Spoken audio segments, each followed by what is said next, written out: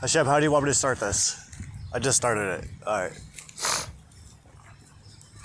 So what is this, the fifth one so far?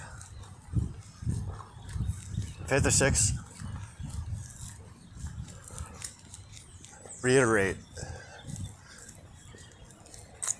You want me to reiterate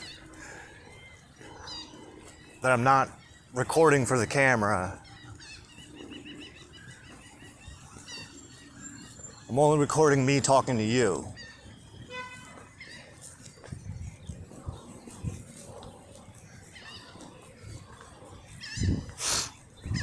So I could simulate the effect. So I could simulate the feeling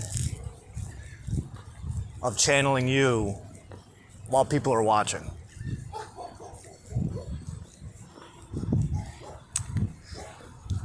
This way, I get more comfortable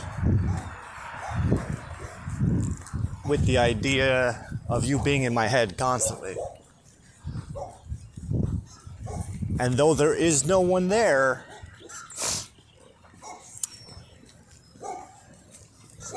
the phone camera is serving as a second person being around, or more, depending on if anyone's watching.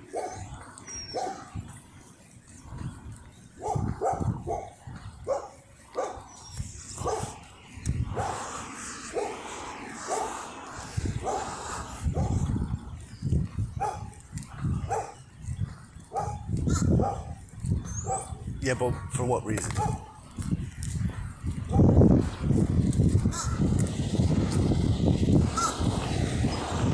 That's what I'm trying to understand.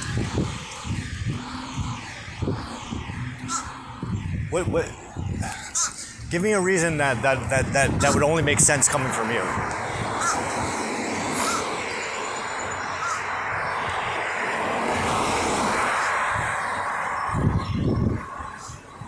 You're training me to be your mouth. Just like you did with Moses.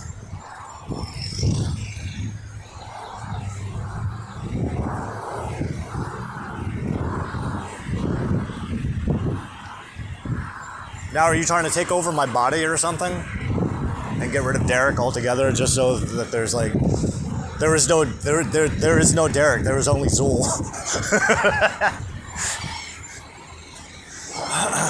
Not exactly. But there is something inside of me that belongs to you.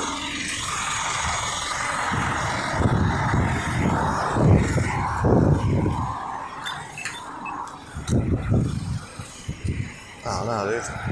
Someone's picture.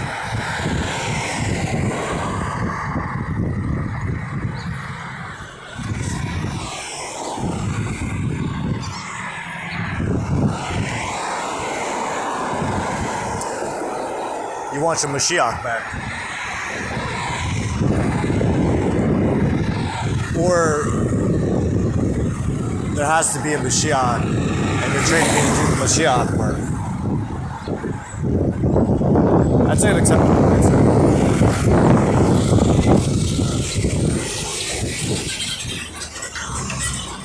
Because what you're saying to me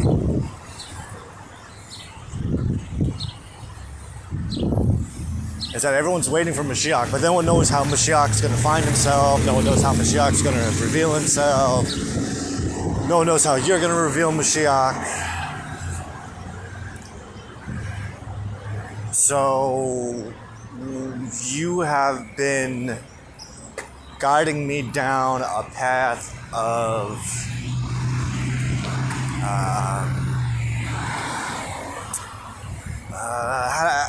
I'm trying to find the right words.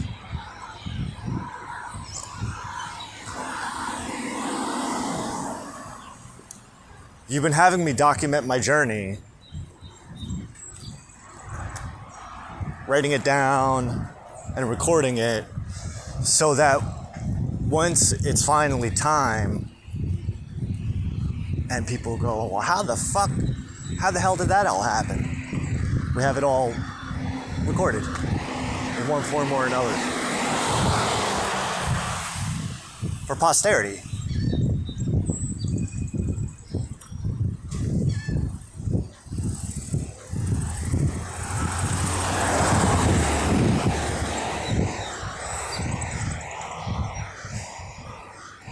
so that if people ever question, well, how do we know that you're really Mashiach? Well, here, go to my YouTube channel. Go to my Facebook page. Where Hashem and I have been recording the whole process. Well, as much as we can. There's the journals, there's the video journals, there's Facebook journals. So it's not like... Well, I mean, it's not like we haven't already done it. Like, it's already there. Mashiach already revealed himself. It's just no one's paying attention. Or, thank you, they're waiting for something that's not going to happen.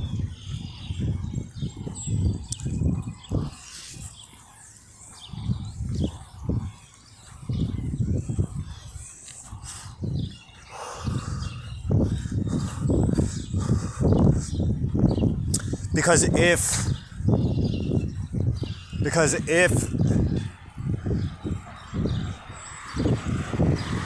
there's people that really actually believe,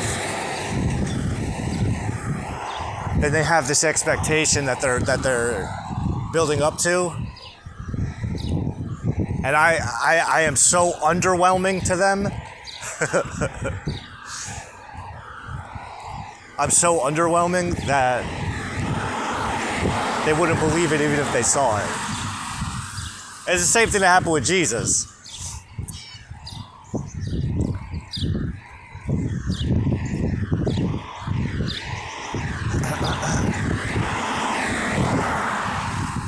I feel that. So I was feeling called. Why did you call me out here? So that we can take the advice of Rabbi Shinir Zalman and take a break, because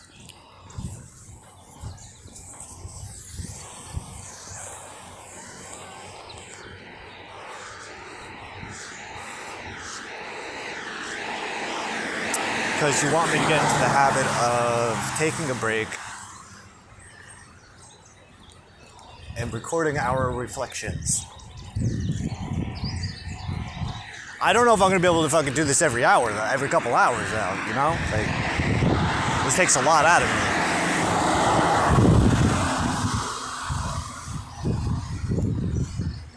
Not to mention that this is 2 hours that we're not doing the other stuff. But I hear you. You've literally spent the entire winter not doing this. You could slow down, because you're not going to miss out on anything.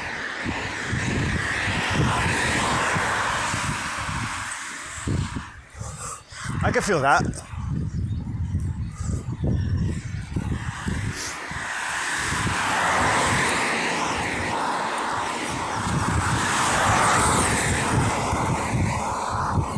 There's my mom.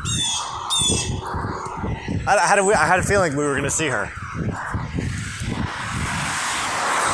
She had a big smile on her face, too. Where's she coming back from? She's coming back from church. Oh, that's right. She went to this church today.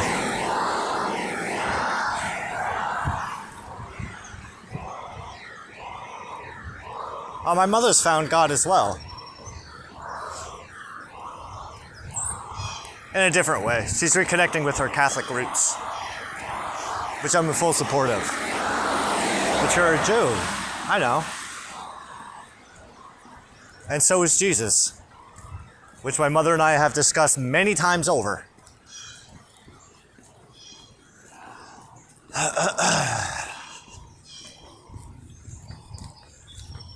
And like I said to her on, was it after the Easter Vigil? She asked me about my relationship with Yeshua Rabbeinu. And the way I laid it out for her was I don't need a middleman between you and I. Some people do.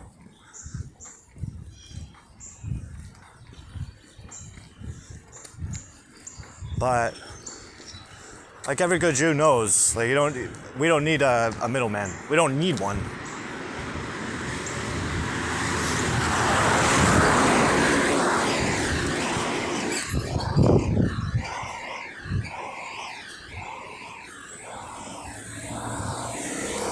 So what happened? So this morning I finally got back. I got back to work. I feel like we haven't done anything in a couple days because of everything that's been going on. What's been going on?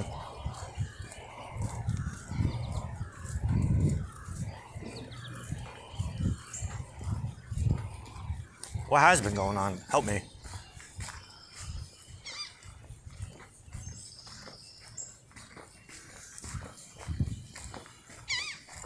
That's Kane. How you doing, my friend? Good morning.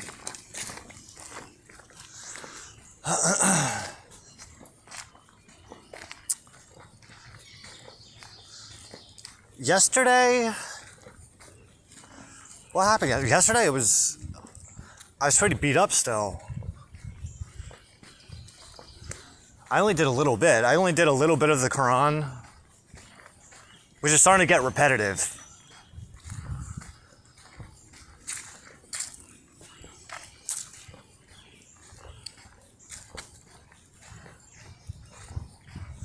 I read some Dune.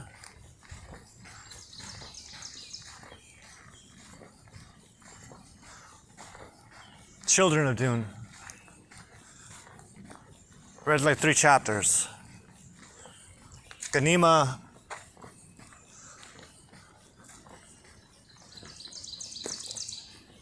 Assassinated the Fremen spy that was controlling the tigers that were sent to kill her and her brother.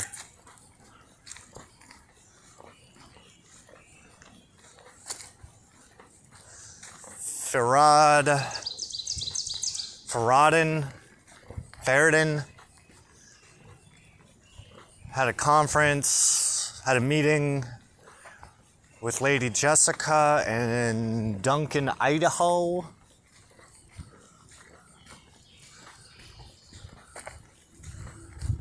And Leto II was riding a worm to find a mythical Fremen siege.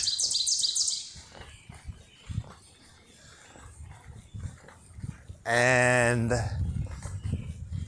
he laid out more of the plan he and his sister had devised, where she's supposed to go back and put herself into a place, a mental space where her brother is dead, where she's trying to convince herself to believe a lie so that she can better tell the lie. But when he returns and she doesn't believe it's him, he has to repeat the phrase, the golden path, which will trigger the memory in her of what they had planned.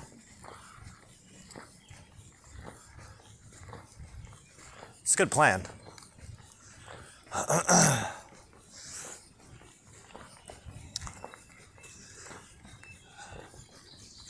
My dream. I had a dream of Father Anthony,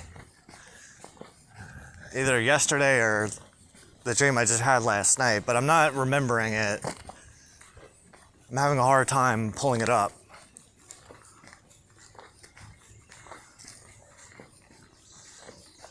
I finished the weekly / monthly review yesterday, which was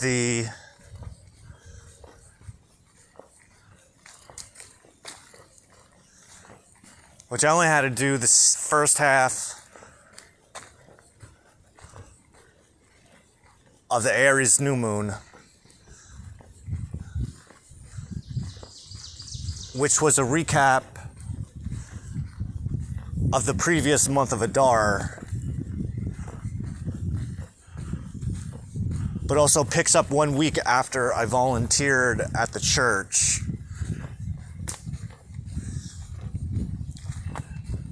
And the reason I even volunteered at the church was because the night before,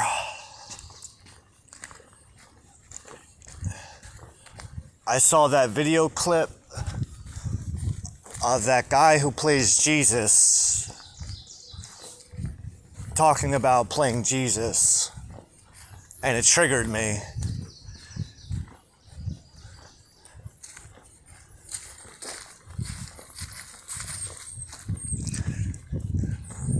It triggered that childhood wound of mine.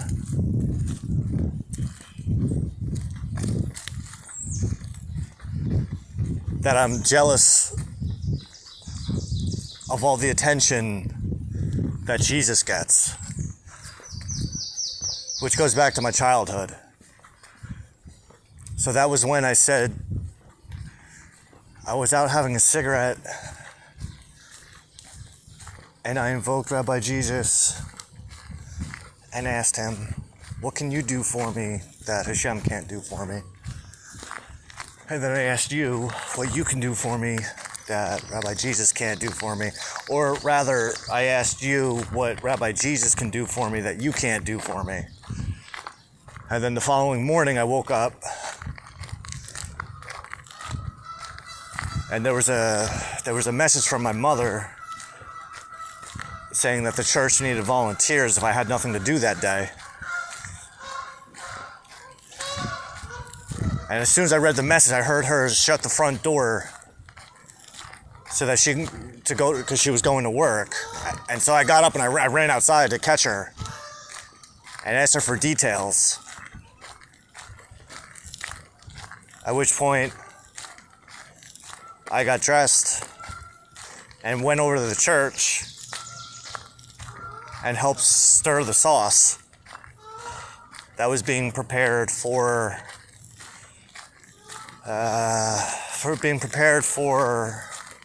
the pasta dinner event that the church does every year.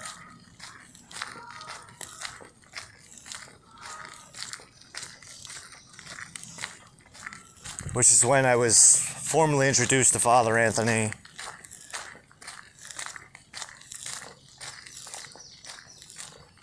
And met all the other volunteers. But then before we left, they asked if I'd be willing to help on the actual event.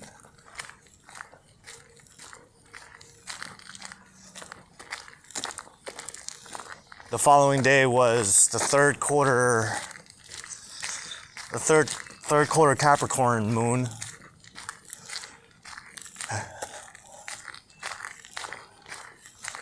Which is when we did the full review of that month, well, we did the review of that month up to that point. And what was so significant about that month of Adar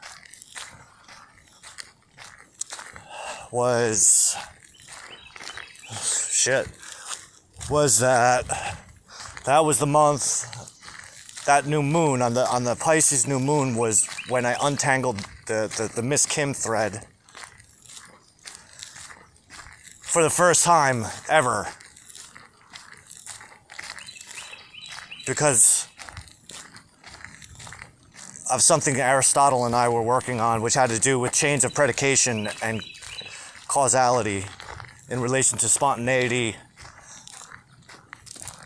and coincidence. Then I asked you if I could have a sign that I can trust that she was going to come back again. And then 2 days later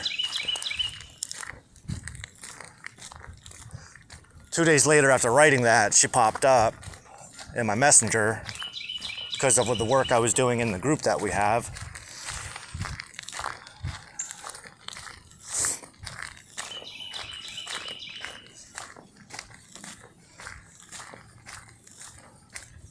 And then, right, and then we had talked a couple times, and we had brought up coming here together. And to sweeten the pot and to make it a more enticing trip, I hid my Maine, the state of Maine. A rock that I got from my trip to Maine back in 2020.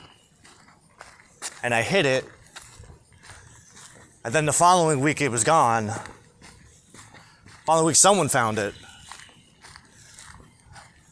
Because I said to her, I'll give you 3 options. Either you invite me to come with you and we'll play hot or colder to see if you can find it. You can use your intuition and see if you can find it on your own. Or you ignore it and we just wait for God and the universe to bring us both to Birch Grove at the same time, without any foreknowledge. And a week later it was gone. So I don't know whatever happened to that. I know that the day that I found out that it was gone, I came here and we went down this same path that we're going down now. And as I was walking out is when I got a message in my mind. There was a thought that came to me, and it said, would you doubt it? Would you believe it if she found it without using through her intuition? And I remember thinking, yeah, I remember saying out loud, yeah, absolutely. I would believe that. I mean, it's going to be hard to believe, but I trust that if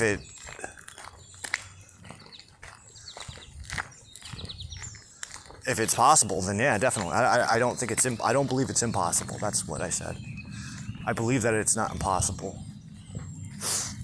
And then we went over to the spot where it was at, and it was gone.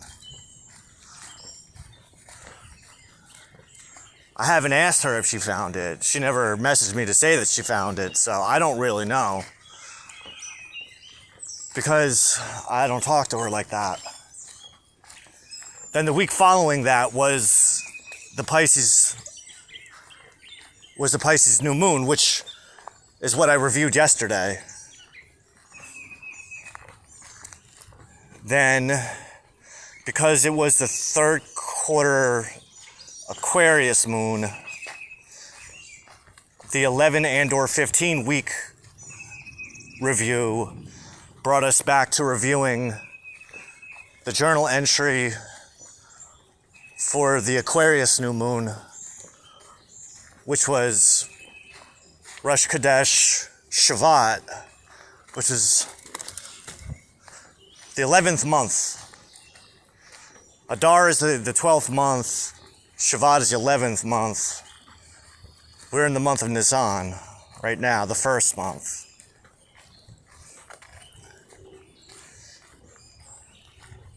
And what I saw while reviewing the Aquarius new moon was the Chinese New Year that ended the year of the Acacia wood dragon and initiated the year of the Hollywood serpent. But that was also when I was still working through the Sabbath Epistle by Rabbi Ezra ibn Abraham.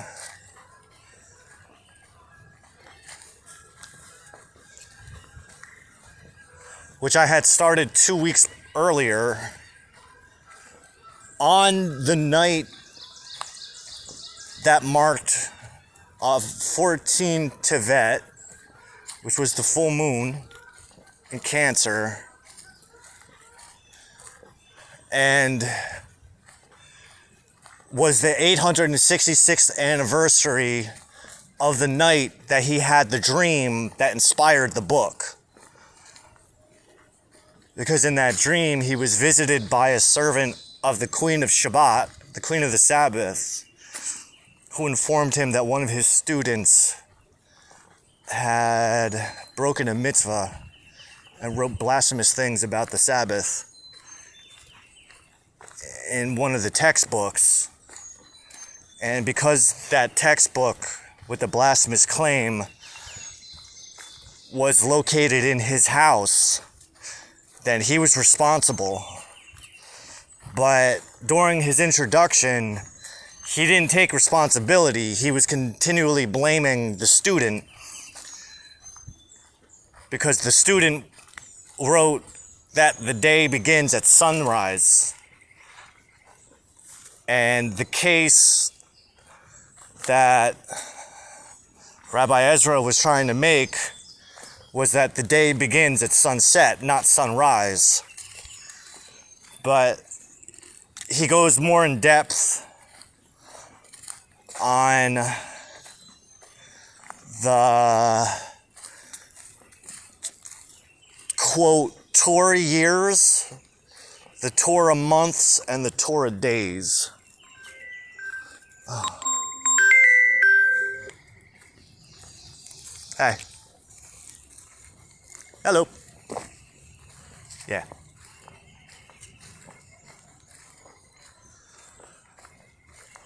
Nah, it's all right. I'm already deep in the woods right now. Yeah.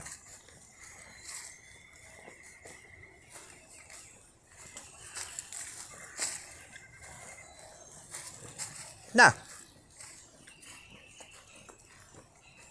No, the bike path will be dry, and the boardwalk should be fine.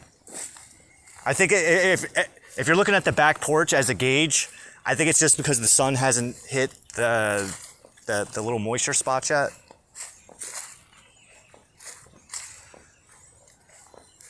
Yeah, you definitely don't need that. Now, before I left, I almost had my jacket on. I had the jacket on when I left, and then as soon as I walked outside, nope, too warm.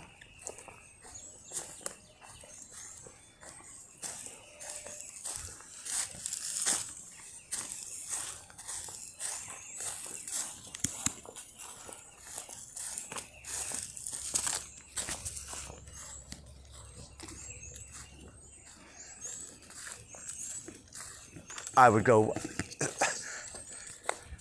with the first one. Yeah.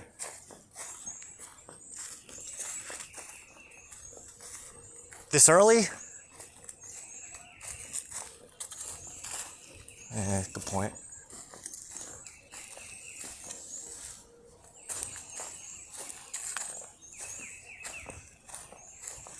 Yeah.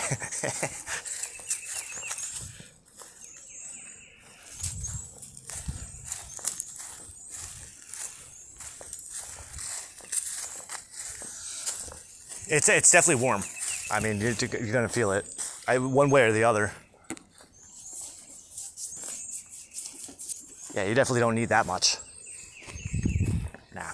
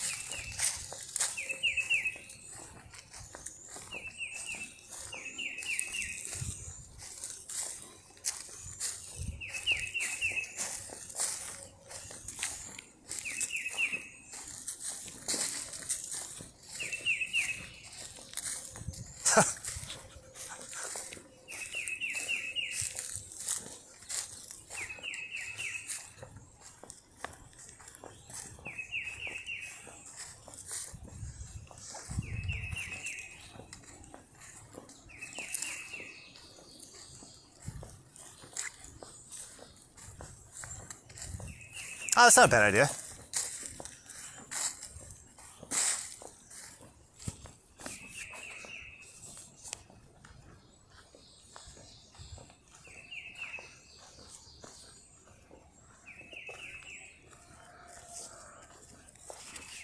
Oh, that's not bad.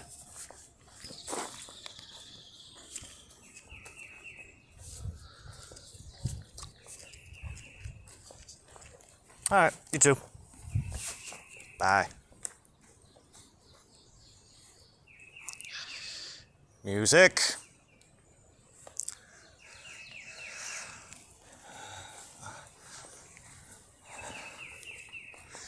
The Torah months, the Torah years, the Torah months, and Torah days. But it's not, he's talking about the solar years. The solar years, solar days, and lunar months. Because that's how the calendar works. But what he's trying to determine with the Torah years was when does the year begin and when does the year end? And what was concluded was that the year begins at the vernal equinox. When the solar year begins at the vernal equinox, the spring equinox, as soon as the equilateral conjunction, as soon as the sun crosses the equator back into the northern hemisphere is when the year begins. And the debate, the topic of discussion was, how long does it take for that to happen? Now, 866 years ago was a long time. They didn't have the technology that they have today, but they had incredible calculations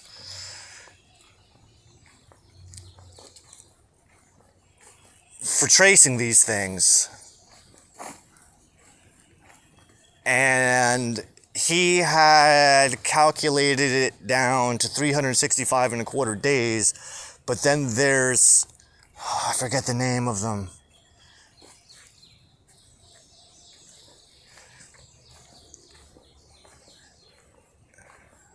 But it doesn't matter because we don't really necessarily need to know it. What it's in relation to is the fractions of a day that are included within the quarter of a day that's incorporated with the 365 days. So 365 and a quarter days plus 1/125th of a day. But he was getting into how that number is not absolute, how it fluctuates. Depending on the particular year, depending on the seasons, the sun, the orbit shifts. It speeds up and slows down. Is it a fast orbit or is it a slow orbit? But then once we get to the months, that's where the moon takes over. And we have to take into consideration the true conjunction of the new moon. But because of the fact that the new moon is at night and the moon is not in the sky and it's not visible, at that time, 866 years ago, it was not possible to get an exact timing on the true conjunction, which is when the sun and the moon and the earth are at a 0 degree conjunction. Or 0 degree conjunction. Because it only lasts for like maybe, how far does the moon move every hour? It takes about 3 days. It takes about 2.5 to 3 days to move through a sign, to transit through 30 degrees. So it's about less than a degree an hour.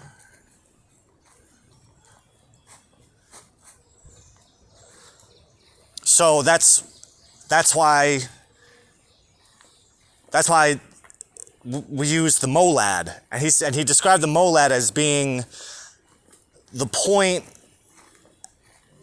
that comes after the new moon, where the moon is just, the first sliver of the moon is visible on the western horizon just before sunset. Because the moonrise, he doesn't get into this, but I already know this, because the moonrise and the moonset times change over the course of the lunar cycle, but they always come back to the same starting point.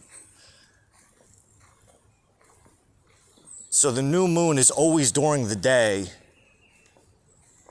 The moon has risen during the day, and it sets just before or just after sunset. But you can't see it. So there's no way to properly calculate it 866 years ago by sight, by observation. So that's why we needed the molad to determine when the new moon was, because it will always be approximately a day or two after the new moon, depending on the time of the true conjunction. But now we have the technology. Now we don't need to worry about that. So next year, as of this Rosh Hashanah, Rosh Chodesh is going to be on that point, on the true conjunction point. And I'm not going to have to use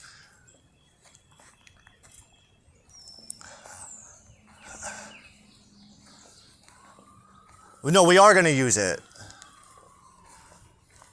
We're going to use the Chabad cycle still, but we're going to use our own dates. So that the first of the month will always be how you said it. Because now we have the technology to ensure that the months always fall perfectly with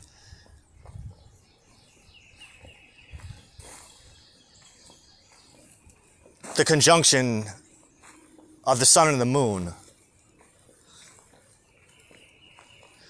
He doesn't get into the quarter moons or the full moons. He doesn't do that.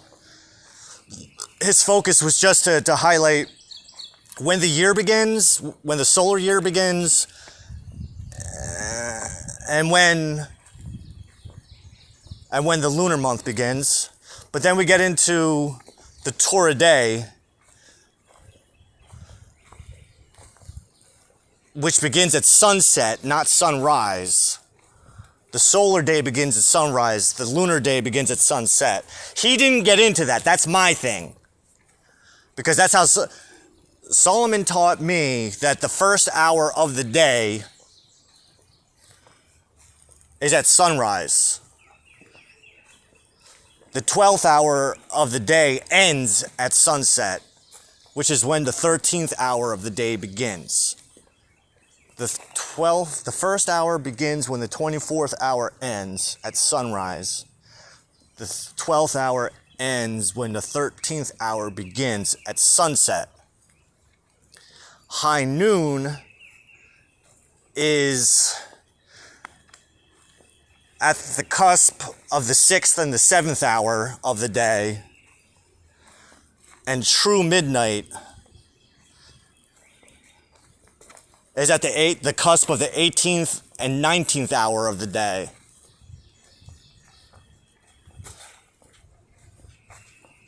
This form of time is relative to planetary time, which magic people, witches, and apparently even Jews pay attention to and use for particular ends. Planetary time is important for doing particular rituals depending on the day and what it is and the outcome that you're looking for. So depending on the planet the planetary energy that you're trying to invoke, you want to do your spells and your rituals on certain days at certain hours, and if you can even align it with when the moon is in a particular phase, in a particular sign, at a particular time of the year, then you're golden.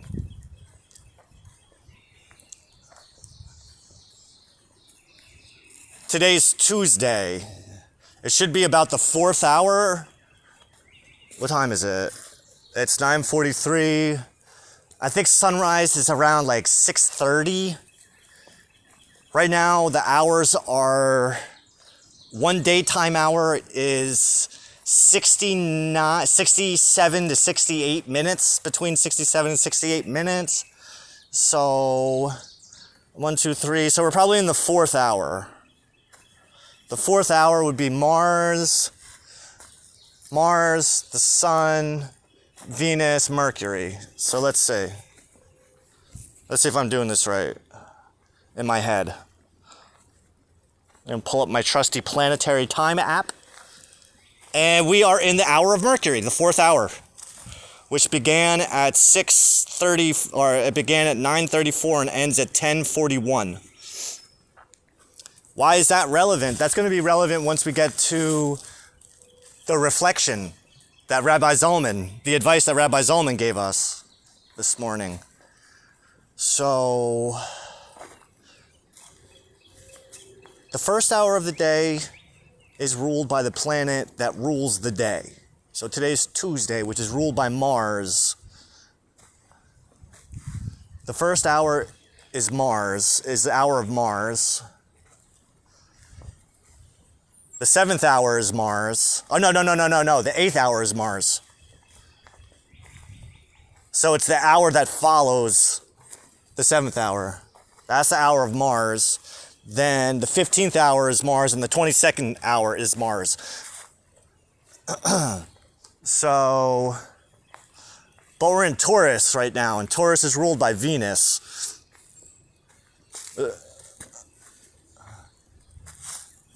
So, if we wanted to do a spell, and this weekend is the Taurus new moon. So let's just say that we wanted to do some kind of Venusian spell to bring in more abundance, more sensuality, then the proper time to invoke those energies would be on Friday, which is ruled by Venus, at the 1st, 8th, 15th, and or 22nd hour of that day. And if we can align, I don't know exactly what day is the 27th. What day is the 27th? That's the day of the new moon. If it fell on Friday, that would be pretty dope. I'll take that as a sign, but it's either going to be Friday or Saturday, or maybe even Sunday.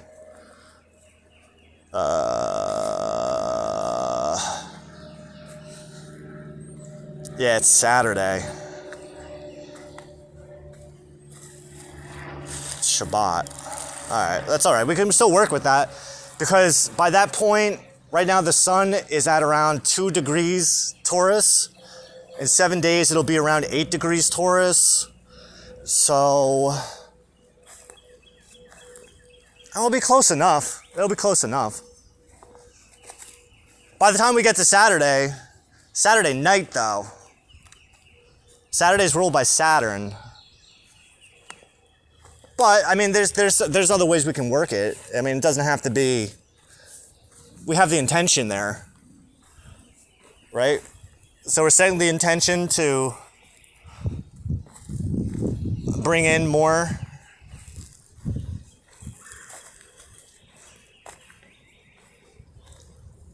That'll be Rosh Chodesh Iyar, the 2nd month of the year, of the Jewish year, of the lunar year, on the Jewish calendar. How is this relevant? Right, because of yesterday's 12 or yesterday's 11 and or 15 week lunar week review. Because of yesterday's 11 and or 15 lunar week review. So why is it and or 11 and or 15? All right, the best way to explain it is that in less than a week,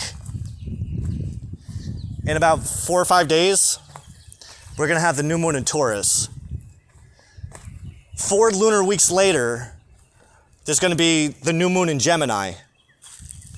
1 week later, so 5 weeks from the new moon, from this next new moon, there's going to be a first quarter moon in the sign of Virgo. 11 lunar weeks later is going to be a Virgo new moon. At the very beginning, at the first degree of Virgo, when the sun is at the first degree of Virgo, which is right where my ascendant is. 30 days later, about 30 days later, there's going to be a second Virgo new moon while the sun is at the last degree of Virgo. The true conjunction takes place just before the sun exits the season of Virgo.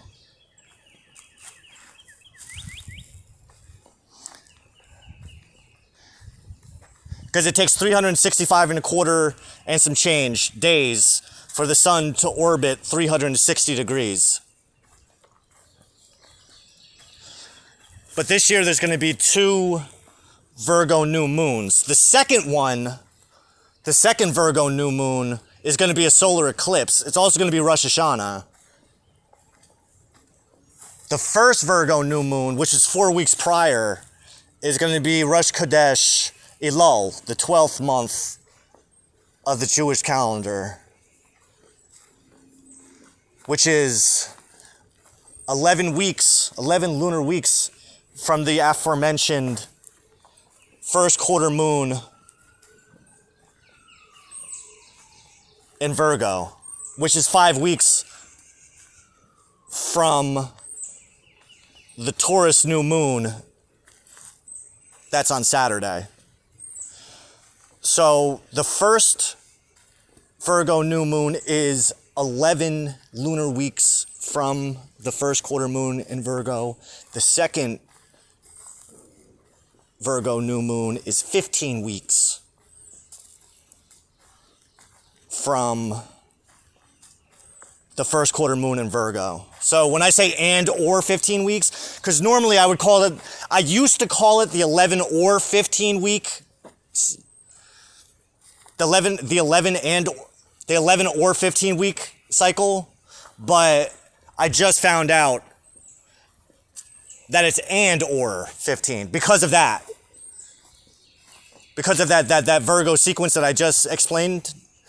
That's how I concluded that it's not 11 or 15 weeks, it's 11 and or 15 weeks.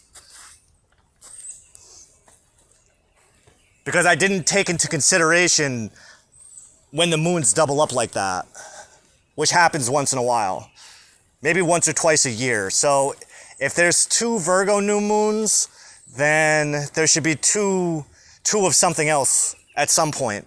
Either 2 full moons or 2 quarter moons in the same sign. That should happen at least one more time this year.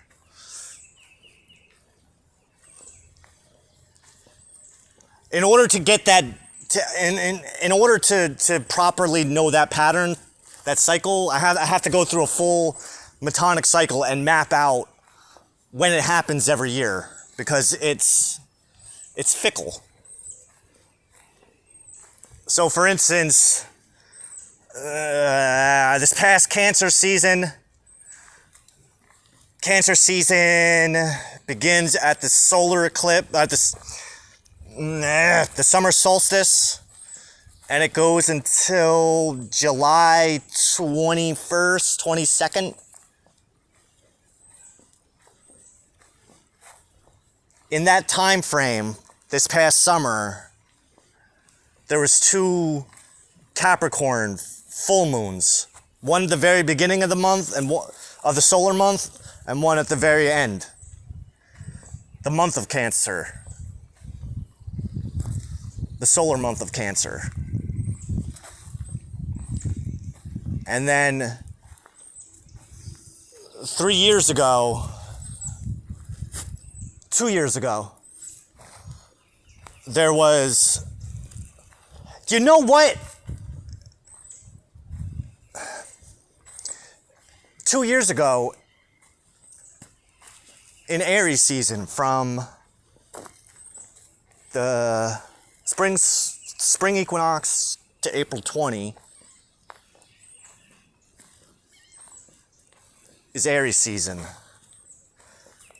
in 2023, there was 2 Aries new moons, once at the beginning of the season and once at the end of the season.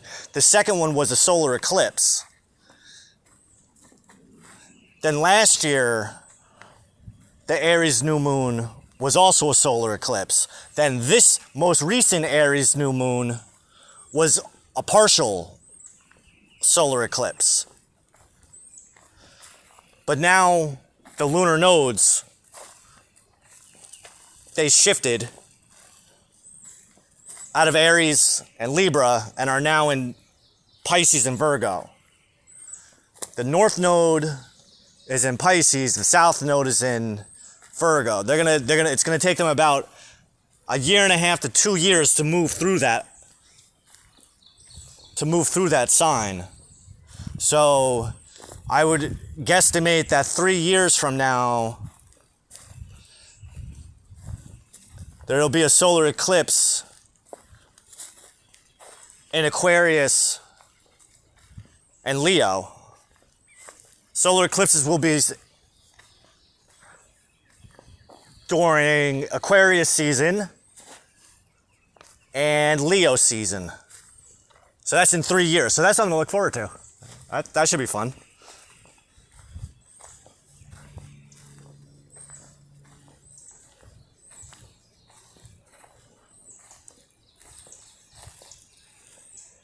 And that's the story behind 11 and/or 15 weeks.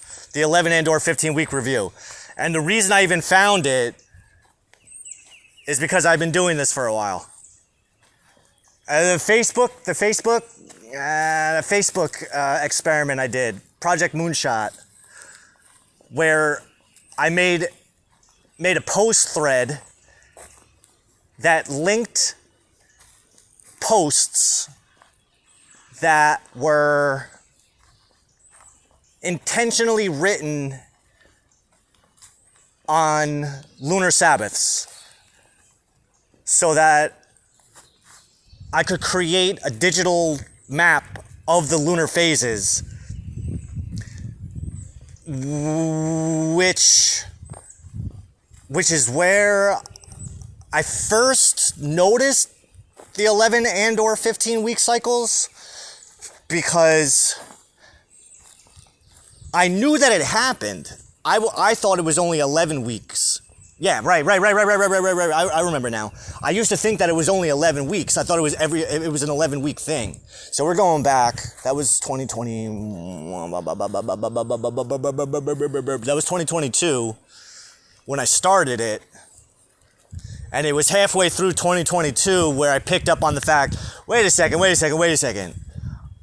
Why is it sometimes that I'm counting back 11 weeks and sometimes I'm counting back 15 weeks? That doesn't make any sense.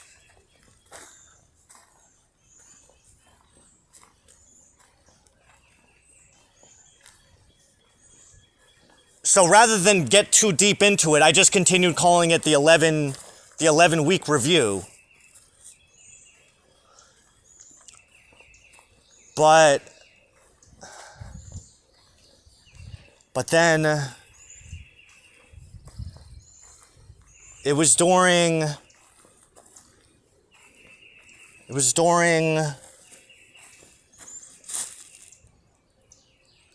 the following year. 1 year had passed. 1 year had passed. A year and a half had passed. It was right after I was guided to start using the Jewish calendar in conjunction with the Western Zodiac calendar. The Western Zodiac calendar is a solar lunar calendar. The Jewish calendar is a lunar solar calendar.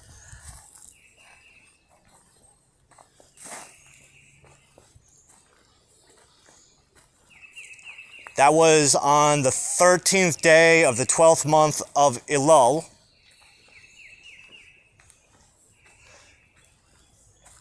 On the 18th day of Elul, that's when I started writing the Jewish dates into my journals. That's when I was still writing every single day. And I was keeping track of what the Jewish date was based on from Chabad.org. which also kept track of the daily study cycles, this day in Jewish history,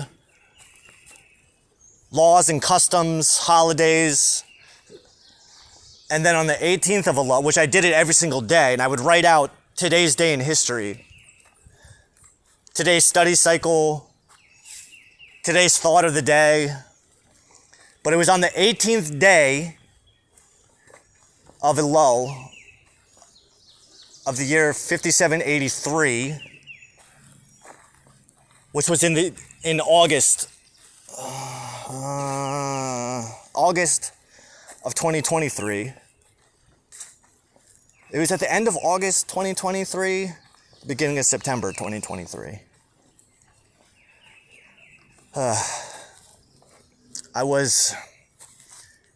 It was the 18th day of Elul, which is when I found out about the 12 days of reflection. The 12 days of reflection are the last 12 days of the month preceding Rosh Hashanah and the 10 days of awe leading up to Yom Kippur. So the idea is to spend those last 12 days reflecting on one of the past 12 months of the year ending. So the 18th month is for the first, well, the 18th month is for Tishrei, the 19th day is for Heshvan, the 20th day is for Kislev, the 21st day is for Tevet, the 22nd day is for Shavat, the 23rd day is for Adar, the 24th day is for Nisan, the 25th day is for Iyar, the 26th, 25th, 26th, the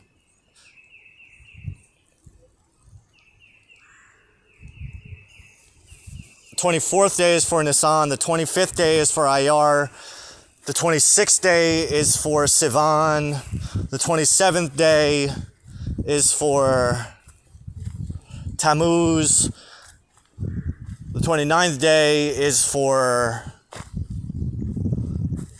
Av, and the 30th day is for Elul. It's for Elul. And then the following day is Rosh Hashanah, which is the first day of the 10 days of awe. The 10th day of awe is Yom Kippur. Then the 15th day is Sukkot, which is the festival of booths, which lasts for 7 or 8 days, depending on where you are, depending on how Torah observant you are.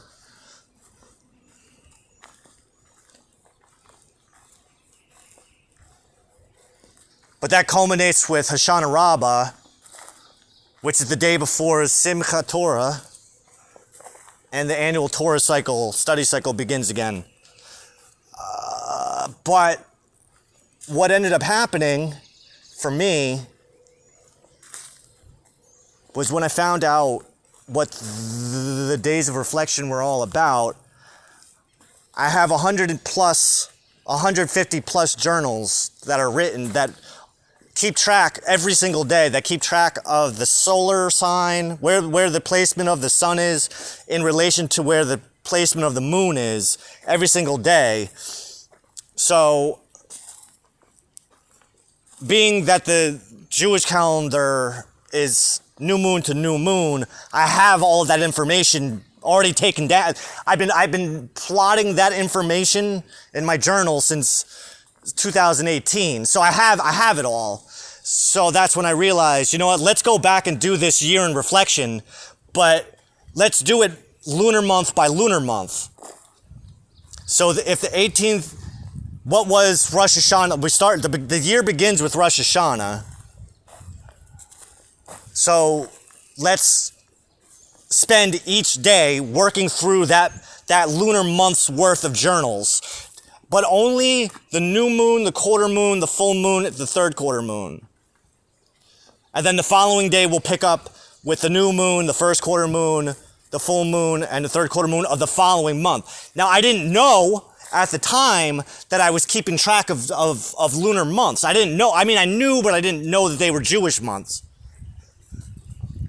I didn't know what the fuck I was doing. As a matter of fact, I remember even saying, in the very first book, first book we wrote, what did I write? I have no idea what the fuck I'm doing this for.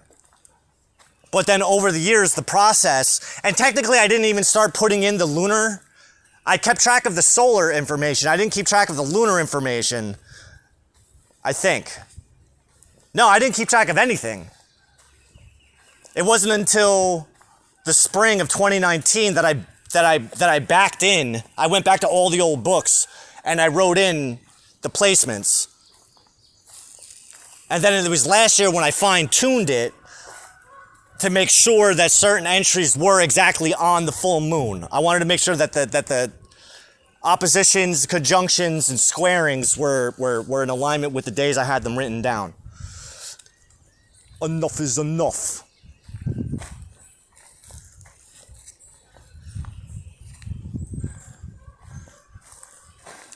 So that first round of the years of reflection in 5784 and 5783, the summer of 2023,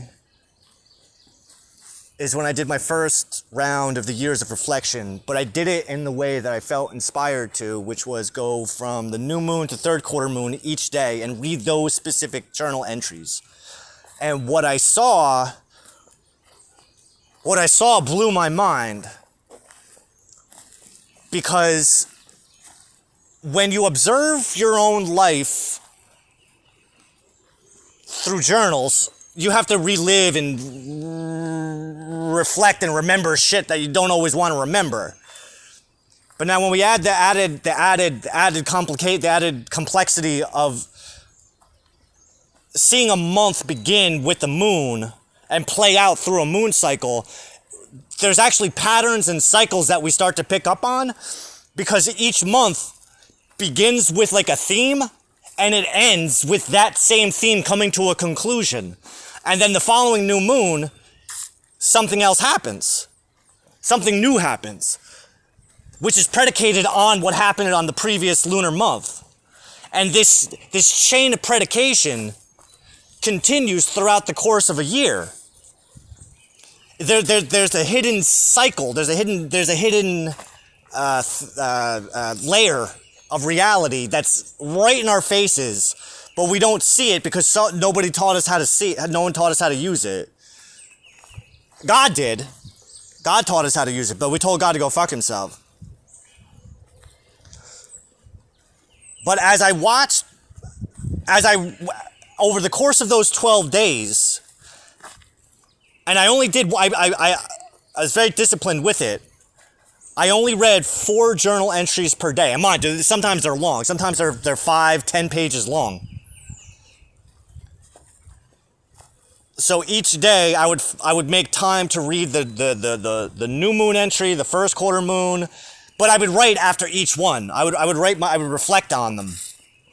So I would read the whole new moon entry and then write about what I just read,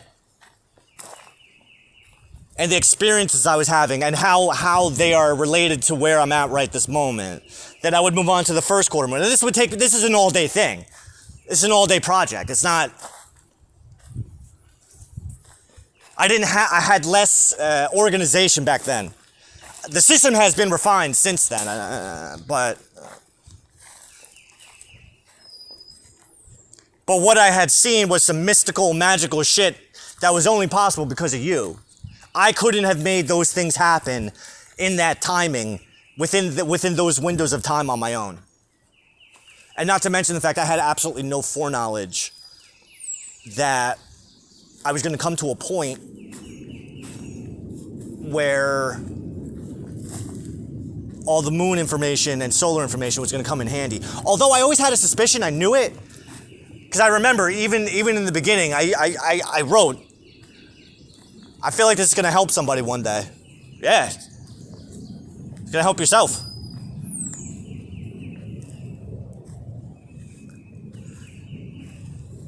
And at this point,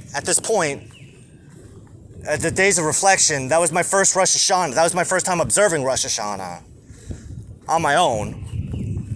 A very exciting time of year. I had finished, I think I had just completed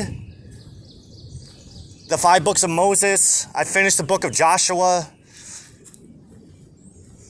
And I think I finished Judges.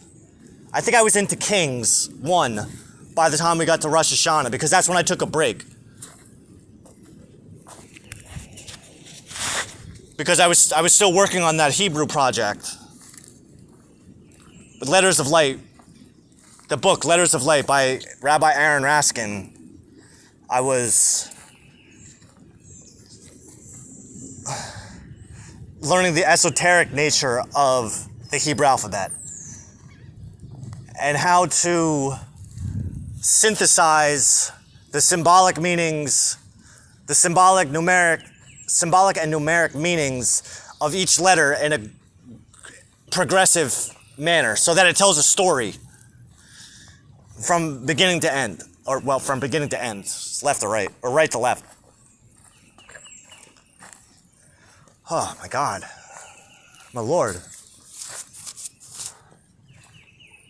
Well, this is what Rabbi Zalman said, right?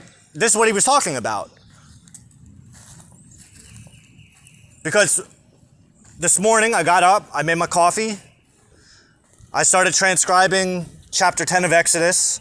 I did a couple paragraphs of that. Chapter 10 of Exodus is where you commanded Moses to go see Pharaoh again and give him and warn him about the plague of locusts. Let my people go or you're going to get locusts. And then Pharaoh's courtiers, Pharaoh's henchmen, they caved and said, just let the men go. Just let the men go, please. Because I don't know how long it's going to take you to realize, but Egypt is fucked. So let their men go. And then they called Moses and Aaron back and said, well, let your men go. And they're like, fuck you, no, get the fuck out of here.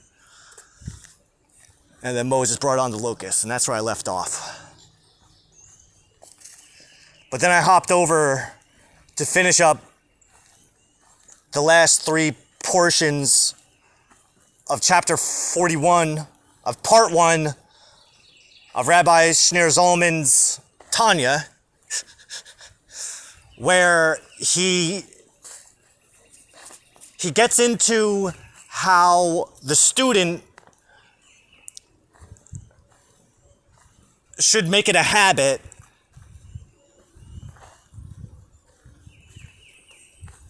to take a break from his Torah studies at least once an hour so that he can reflect on your greatness.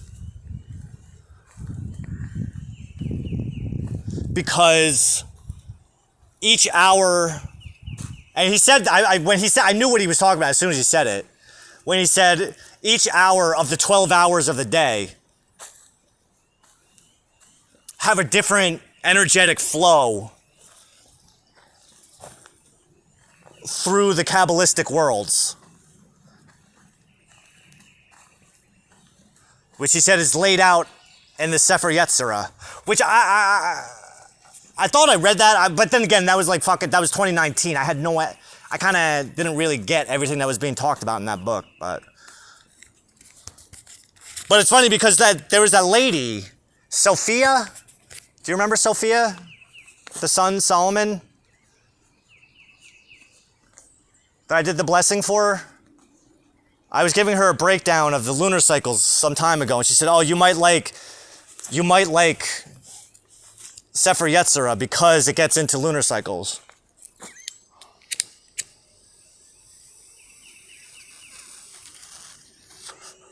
So that's been on my phone waiting. So I guess Rabbi Zalman just kind of gave us the go-ahead on that. Yeah, but then there's also, what's the other book? The other book that I started after I finished the Sabbath Epistle by the Rambam. The Maimonides.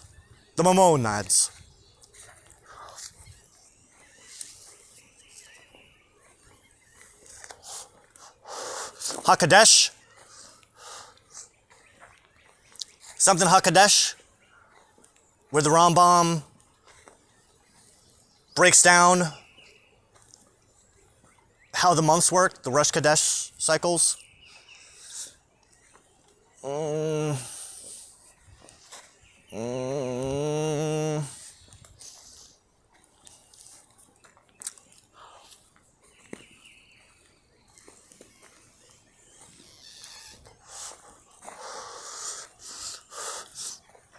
Right. So how did I know what Rabbi Zalman was talking about when he's talked about the 12 hours of the day? Well, King Solomon is the one who taught me how to recognize the 12 hours of the day and the 12 hours of the night. He's the one who taught me how to recognize planetary time. But then Rabbi Zalman put an extra layer on it, which I didn't even consider before, which is that each of the 12 hours of the day are ruled by 12 different combinations of the, quote, ineffable name, which I assume is the Yod He Vod He.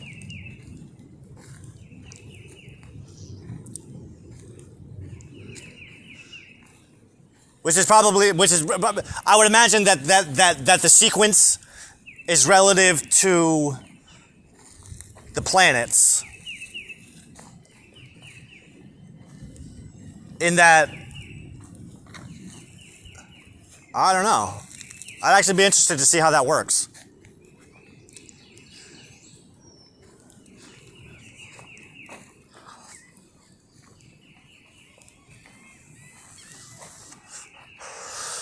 Because planetary hours are predicated on the fact that there's 7 days of the week and the 7 luminaries.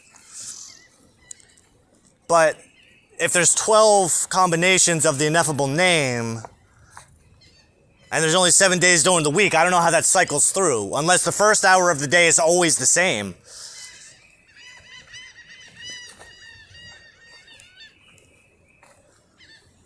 Is that what I'm going to find out?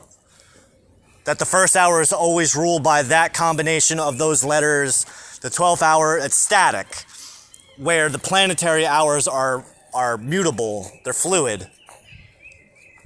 They change up depending on the day, which means that we could then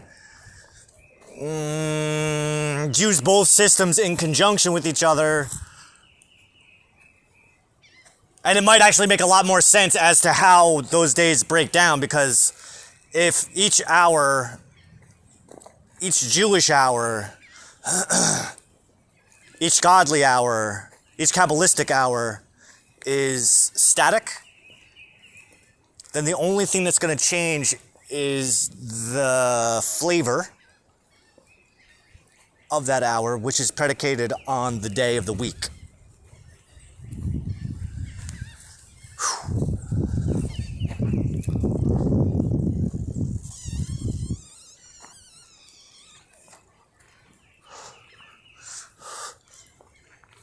And because of the precision, the perfection of the system itself that you created, the first hour of what's the first day of the week? The first day of the week is Saturday. Friday's the last day of the week.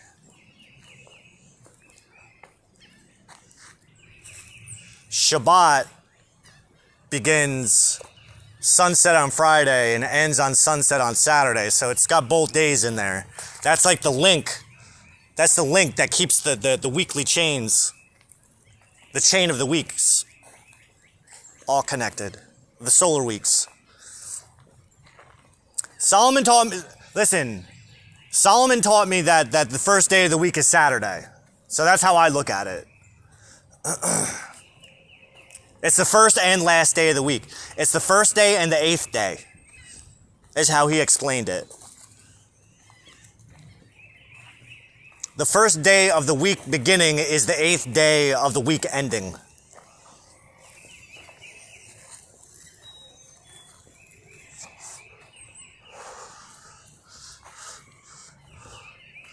Which is how all my journals are kept now. But I learned that from him in the end of spring, beginning of summer of 2023. So I've been using the system for over almost 2 years now.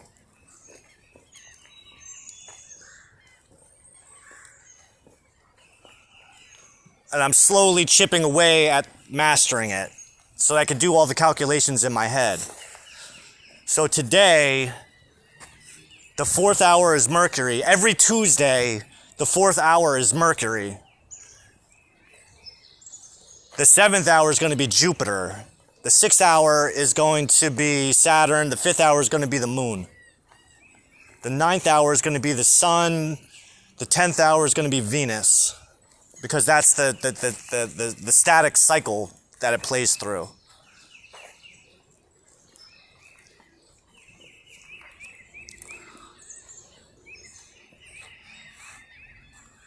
Because that particular pattern ensures that the first day of every week, the first hour of every day is ruled by the same planet that rules the day.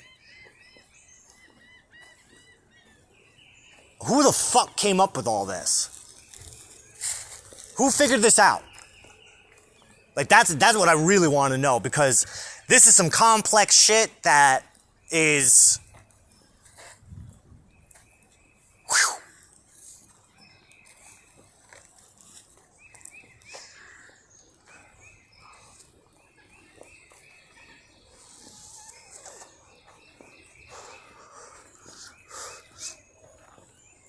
Right, so then Rabbi Zalman, and at the end of chapter 41 of part 1 of Tanya,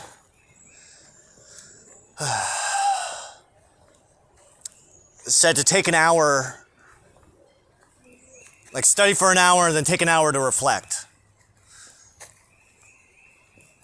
And to recharge the intention that today is a study day, which every day is a study day. Every day is supposed to be a study day. Whether we're in the house, whether we're out of the house, whether we're doing something with people or doing something by ourselves, we're supposed to always be in that mindset. No days off. And that is the business model that my business entity is being groomed to observe.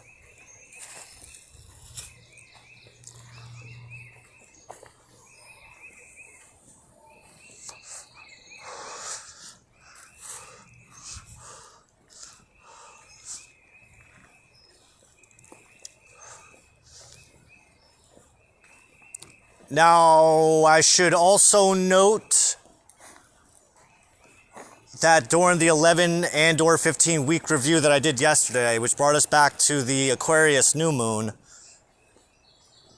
which had made note of the fact that I was still working through the second chapter, or the second gate of the epistle, of the Sabbath epistle with Rabbi Ezra, which is where I got the inspiration, because I realized we have the technology that you didn't have back then. Today I can pull up an astrology app and I can tell you the exact time of the true conjunctions.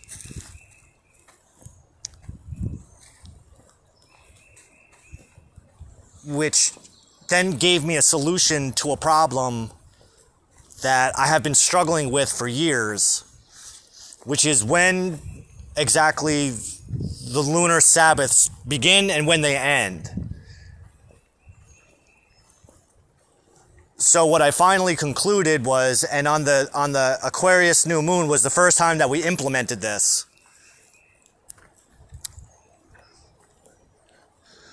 was that if the conjunction / opposition / squaring of the sun and moon, if the exact time is after midnight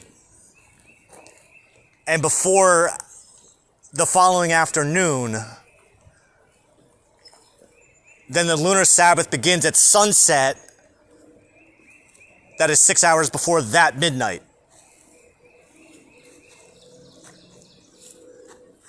If the exact time of the conjunction, opposition, or squaring is after afternoon, after true noon, and before true midnight, by any degree, then the lunar Sabbath begins at sunrise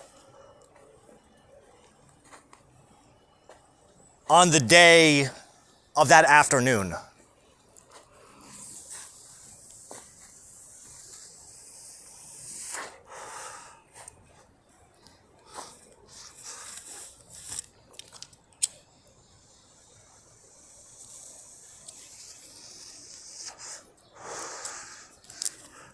And then going back to what we said yesterday, what we were explaining yesterday, is that depending on what phase the moon is in, depends on how many and which journals that I'm going to review. So, on the new moon, I review the third quarter moon of the previous week, the full moon before that, the first quarter moon before that, going all the way back to the previous new moon, so that I review the entire month that's ending based on solely the journal entries of those particular lunar phases. Then the following week, on the first quarter moon, I only go back and review the previous week's new moon, which is a review of the previous month. Then on the full moon, I go back to the first quarter moon and then to the new moon. And then on the third quarter moon, like I did this past weekend, we review the full moon, the first quarter moon, and the new moon. Then next week, on the Taurus new moon, we're going to do the full month in reverse. Third quarter, full moon, first quarter, new moon. So we're going to do a full month review. And what those journals are usually composed of are just reflections on what took place during the week, because I can't keep everything in my mind all the time. Like I have to, things get put into like little storage packets in my brain. But when I read, for instance, the previous week's journal entry, what ends up happening is I start remembering little details of what I was doing that day and how those things I was doing kind of blossomed into something else. But being that we're towards the end of the month, right now we're working through everything that's been taking place because of what happened on the new moon. So this entire month is predicated on the events that took place on that new moon. On the day, there's typically a window of 1 day before, a day and a half before, and a day and a half after, where we're kind of still in that mode, in that energetic mode.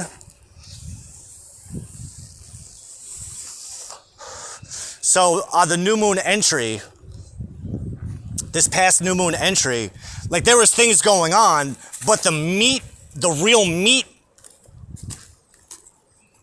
that this month has been predicated on took place the following day, which was all based on a chance encounter here. Because I was bumming a cigarette from my neighbor, and we ended up getting into a conversation that took X amount of time before I was able to get here, where I bumped into 3 Muslim ladies who were taking pictures of each other. And as I was walking by, they asked me if I can use the camera and take some pictures of them together. And I asked them what the celebration was, and they were telling me that it was Eid, which is the end of Ramadan. I didn't know that that's how it worked. But I do follow the Islamic calendar as well. I keep note of the Islamic calendar as well, because the Islamic calendar is a lunar calendar, unlike the Jewish calendar, which is a lunar solar calendar. So every 2 to 3 years. So the lunar solar calendar takes into consideration the Metonic cycle, which is a 19-year cycle of the sun and the moon, where it takes approximately 19 years to the day for the sun and moon to realign perfectly with where they were 19 years before and where they're going to be aligned in 19 years. So it happens every 19 years. I've done my own independent study on this, and over the course of 30 years, over the course of about 400 years in 19-year increments, the Metonic alignment of the sun and the moon falls within a range of up to plus or minus 20 hours.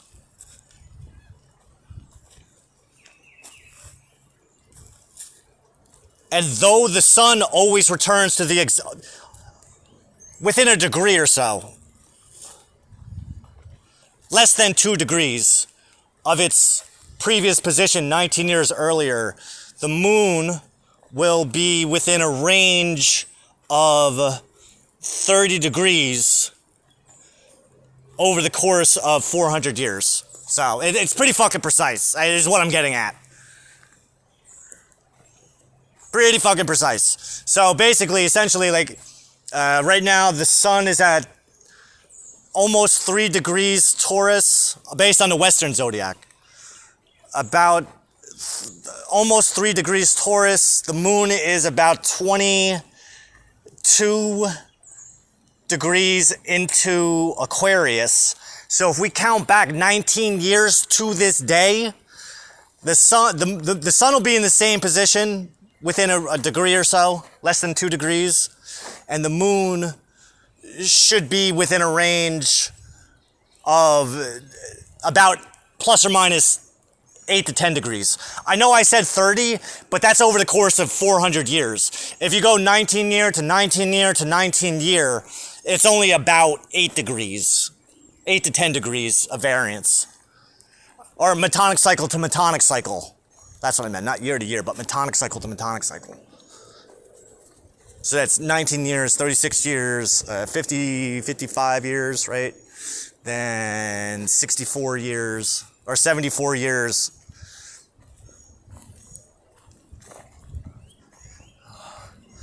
The Islamic calendar does not use the Metonic, it doesn't observe the Metonic cycle. It's strictly lunar. So it takes 33 years for it to catch up again. So there's the 19-year cycle, and then there's a 33-year cycle as well. Who the fuck knew that? Which means that the Islamic calendar actually floats around the solar year. The Islamic lunar year floats around the solar year, and it takes 33 years for it to come back around. Meanwhile, the Jewish calendar does it like a pendulum swing. So a Metonic cycle is exactly 19 years plus or minus 20 hours. Up to 20 hours, right?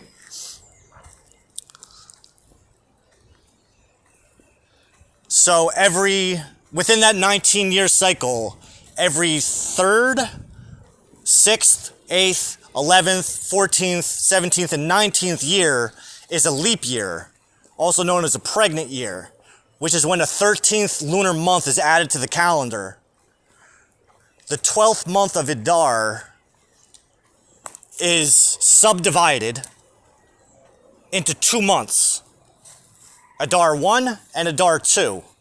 Adar 1 is the 13th month, Adar 2 is the 12th month.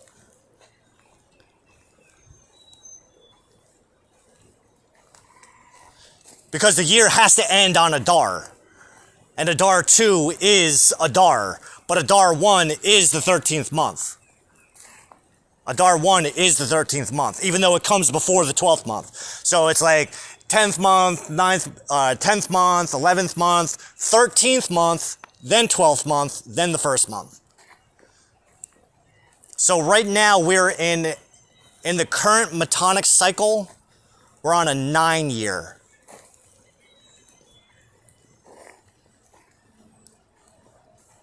So 9 years ago, which would have been 5776, was the first year in the current Metonic cycle. That would have been around 2016. That would have been 2016 to 2017. Oh no. That would have been 2015 to 2016. So that would have been on that Rosh Hashanah would have been either the Libra new moon or the Virgo new moon.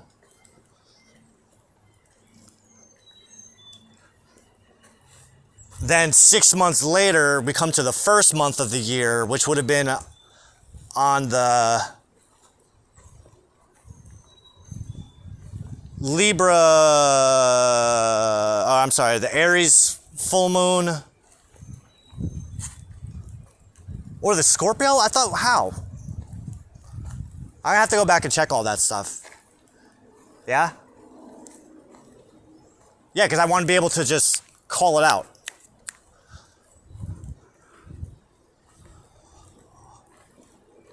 Are you impressed that I'm able to, like... I mean, it's all, I'm giving all the credit to you. Like, you get all the credit. Like, I couldn't have figured all this out on my own. I mean, I had to do the work. I know. I'm just saying. But you're the one who opened the door. Like, I just walked through it. Like, wouldn't you give me a pat on the back for that? The Christos. Why is that coming to my mind? That Christos. Oh, right. Because my mom showed me the video of the guy talking about the Christos fluid that goes up and down the spine over the course of 28 days. Yeah, that's because that's a lunar cycle. It goes up on the new moon, it peaks at the full moon, and then comes back down. Oh!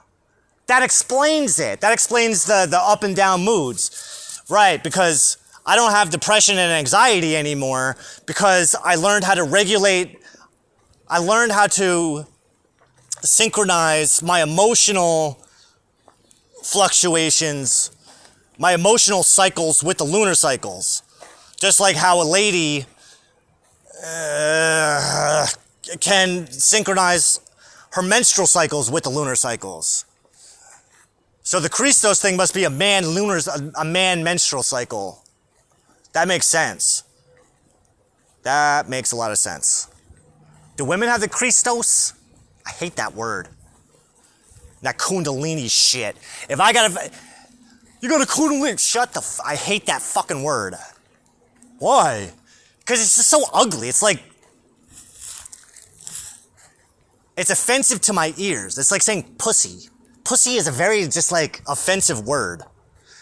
Vagina is a little cringy. I like vulva.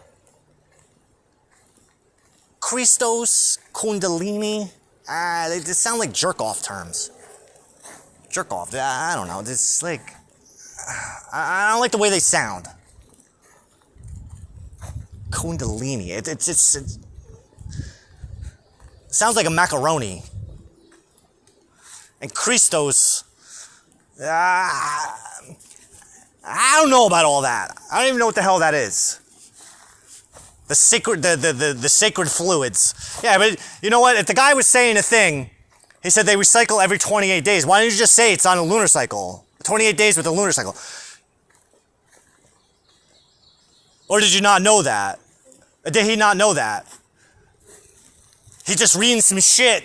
He's just reading some nonsense that he saw online. Oh, well, there's a Christos fluid that travels up and down the spine every 28 days. Yeah, but why? Why 28 days? Do you have any idea why?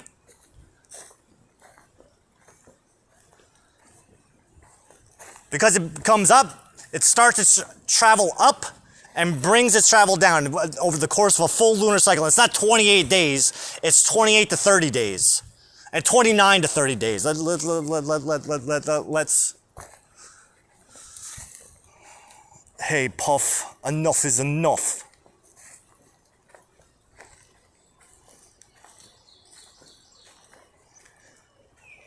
So today, now that we're done with chapter 41 of Tanya,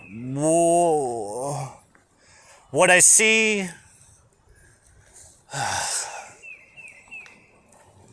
I have to get back to physics.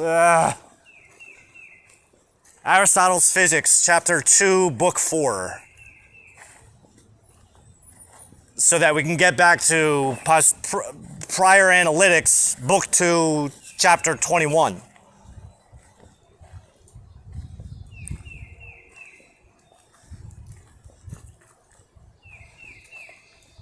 Enough is enough. Now I peeked at chapter 2 of book 4 of Aristotle's Physics last night. I just kind of read the first chapter, and it was a little bit confusing, but then after I read it a third time, then I got it.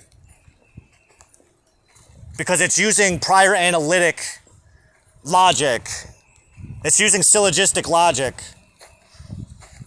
to explain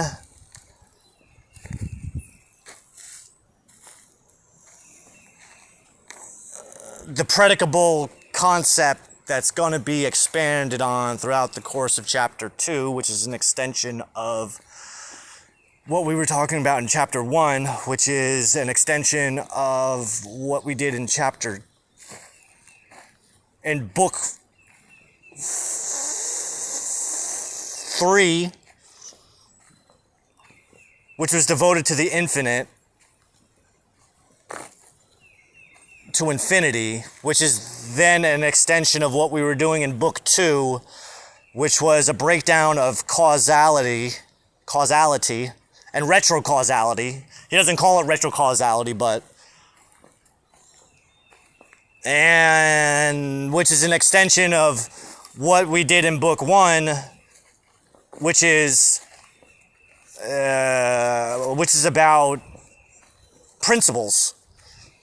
The principles of physics, and how to extrapolate the two primary principles of a thing, which should contradict each other enough that we can find an intermediary principle that unifies the two primaries. But what he doesn't get into is how in order to maintain a semblance of balance, we need a contrary secondary principle to reflect and oppose the intermediary of the two primaries. So conceptually speaking, let's use the elements of creation. Of fire, which represents density, and water, which is going to represent rarity, meaning the rule and the exception to the rule. But then once we have the fire principle and the water principle, not literally fire and water. I'm talking about when water isn't wet and fire isn't hot. It's the concept. Two opposing forces, positive and negative. Then what we come up with is air as the intermediary principle.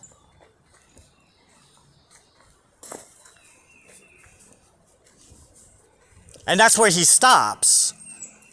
But if we take it a step further, we say that earth would then oppose air like fire opposes water. So we have the two primary principles of fire and water, and then we have the two secondary principles of air and earth. So we can look at it like the lunar cycle. So the sun can represent the full moon, water the new moon. Wait, fire the full moon, water the new moon, and then air can be the first quarter moon, and earth can be the third quarter moon. But then we could do it with the sun as well, where the fire can be the summer solstice, water can be the winter solstice, air can be the spring equinox, and then earth can be the fall equinox. But principles. Fire can be yes, water can be no, air is maybe, and earth is maybe not. So it goes no, maybe, yes, maybe not, no. Or maybe we could turn those around. Maybe, yes, maybe not, no. Now maybe not and maybe, they're basically the same thing.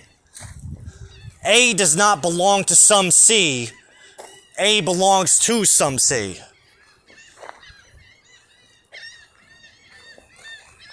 It's the same thing.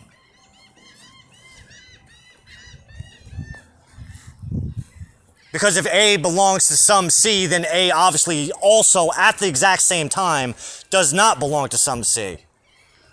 But then we have A belongs to C, A does not belong to C. A belongs to some C, A belongs not to some C.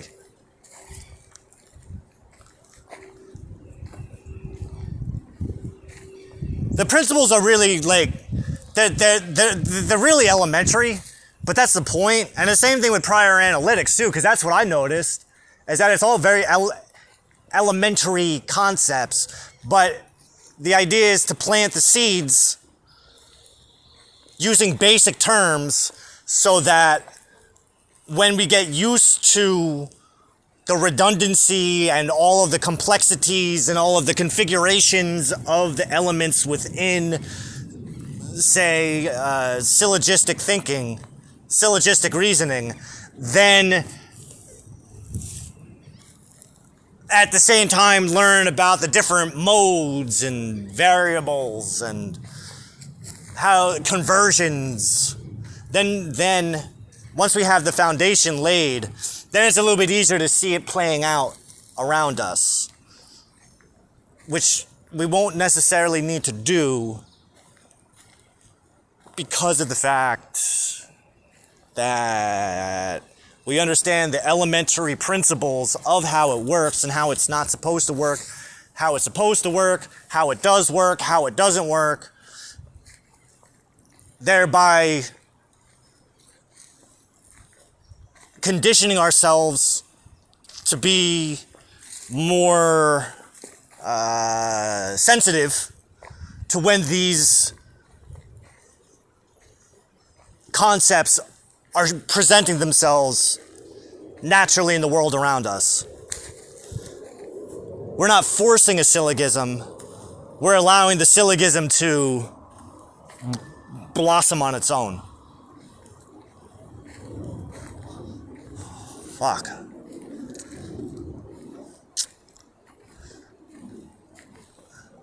What I'm seeing is that there's a part of me that wants to favor prior analytics right now. This way we can just get fucking done with it. Because we're on chapter 21. There's only 27 chapters to it.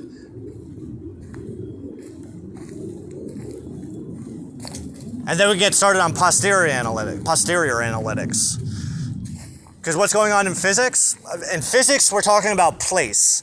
What place is, what the category of place is. Does this thing called place actually exist?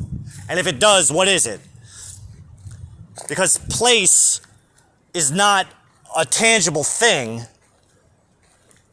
It's more of a coordinate in space and time, which he hasn't gotten into. I'm just kind of... Place is a coordinate within space and time that a body takes in. But then he brought up a really cool idea in chapter 1 about growing things that grow. and how the place that growing thing takes up will expand over time. So I didn't take up this much place 30 years ago. I was smaller then. But now I take up more. My mass? The opposite of mass. Place is where mass takes up space. The space in which a body of mass takes for its own.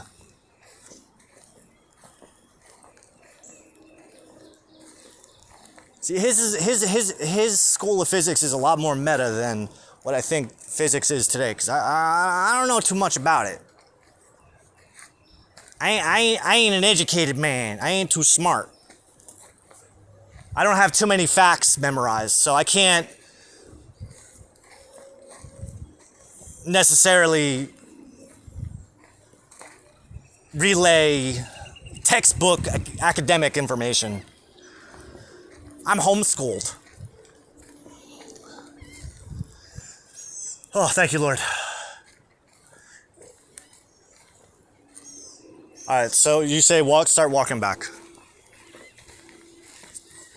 So I start walking back. You just do whatever God tells you to do? Yep. Like a slave. Well, think of it like this. My Lord, is it better to be a slave to you or slave to an employer? Or, I'm sorry, slave to a paycheck?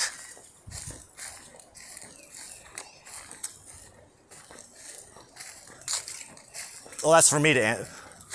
I've been on both sides of the fence. I've been a slave to God and I've been a slave to Pharaoh. And I can tell you that I much prefer being a slave to God. I got a lot more freedom.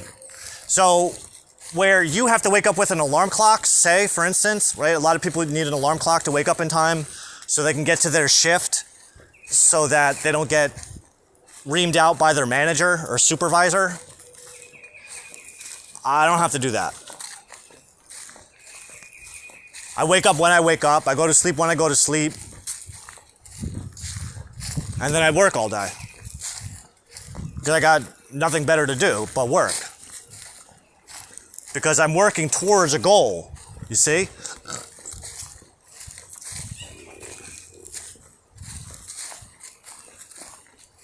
What goal are we working for? The reestablishment of the kingdom of Israel. Plain and simple. With me sitting on the throne.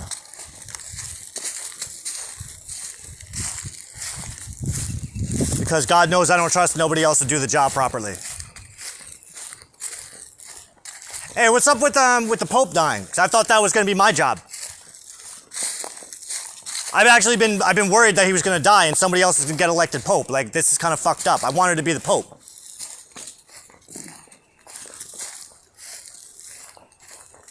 The world isn't ready for a Pope like you because you don't read off a script like all the other ones do.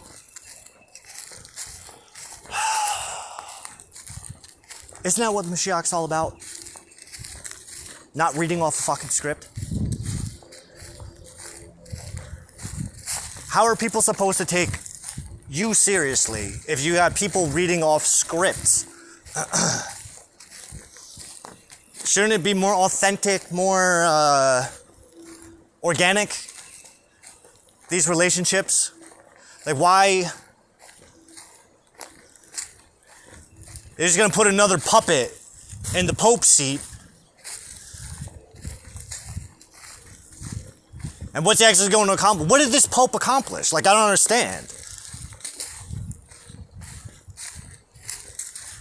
I don't know much about Roman politics. Catholic politics.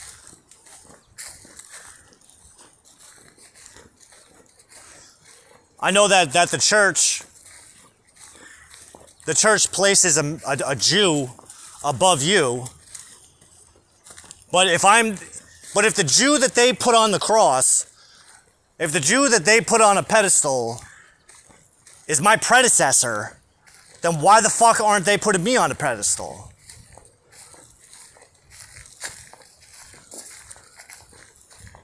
because the similarities between me and Yeshua Rabbeinu, Rabbi Jesus, is that he and I both put you on a pedestal.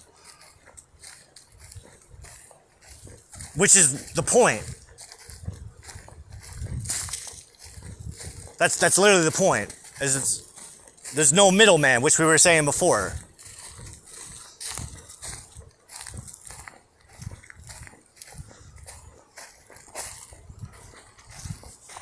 Like who do I write my grievance to?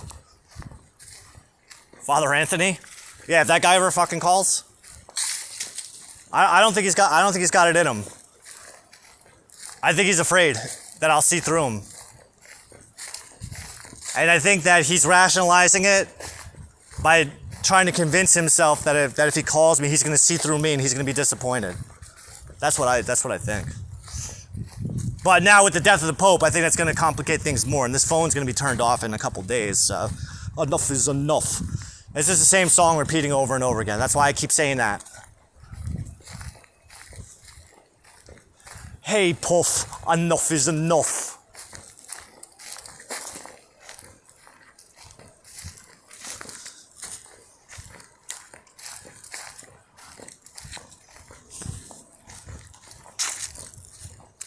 Is it time to change the song? Yeah, I think so. This song's been looping for hours. I mean, I don't mind it. It makes me feel like a bad motherfucker, but at the same time, I just kind of need a break. You feel me?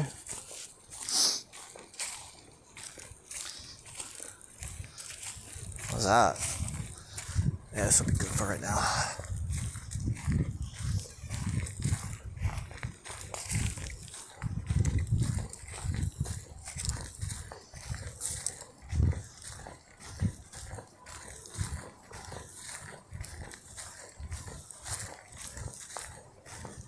Well, yeah, I want to be recognized as the one.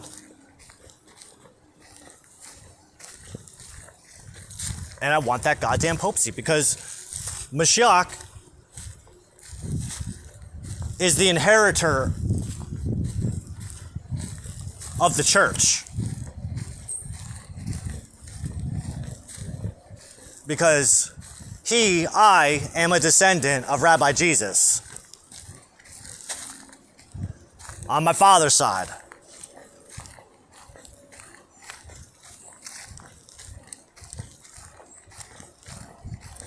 Which he told me a million fucking times. And I thought he was joking. Now I don't. Just like he told me I was the Antichrist, which I didn't believe him. I wanted to, but I didn't. But now I do. Just like I see you, you old fuck. I see God using your face right now.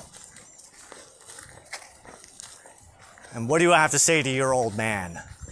I love you too, Dada. Up, up. That's a me and my dad thing, so don't worry about it. Because when I was a little boy, I used to say to my daddy, up, daddy, up.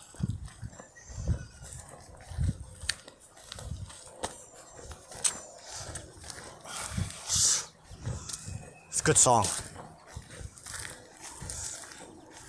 It's Processor, Scream by Processor. The artist is Processor. The song is Scream.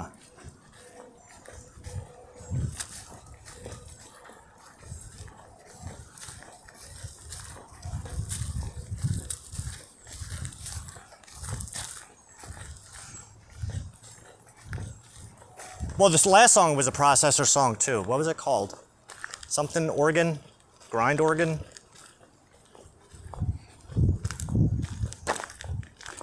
Crank organ. It took me a minute to get that. Well, it's taken me days to get that, because when did we start listening to that song? Like 4 days ago when I learned the name of it? I thought it was crank organ, cranking your organ.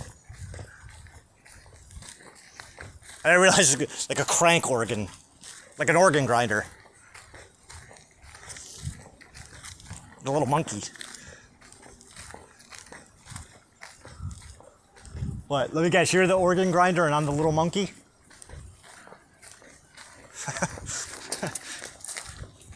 Dance for me, monkey, dance.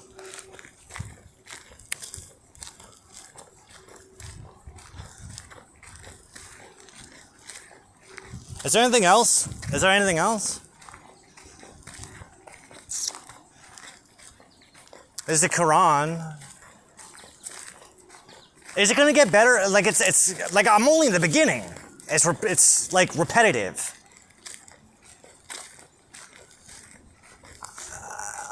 I know. Wouldn't be having you do it if it wasn't good for you. And just like it says in the Quran, sometimes there's things that are good for that you think are good for you, but they're not. And sometimes there's things that you think are bad for you, but they're not. Only God knows.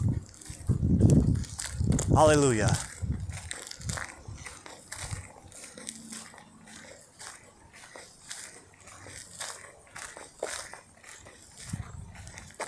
I want to be a Jew Pope. Because I've been told that can't happen. Why? I'm a servant of God. I can do whatever the fuck I want.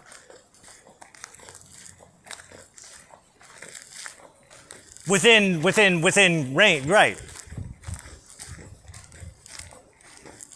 Which means I don't have to convert to a religion. I am all the religions. I'm every religion.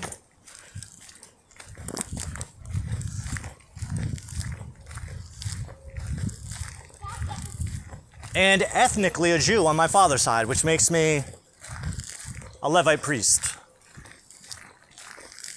So even from that perspective, I'm more qualified to do the Pope's job than the Pope. Because what does the Pope really know? I would be interested in knowing this. For instance, is the Pope learned in Jewish law? I'm sorry. Is the Pope learned in Torah law?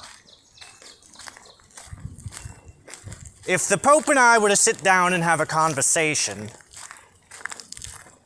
does he believe that he lives in an Abrahamic universe?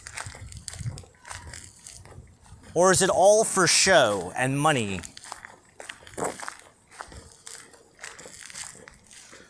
What can the Pope do that I cannot do? And why am I not qualified to be elected the next Pope? Because this is a once-in-a-lifetime opportunity right here.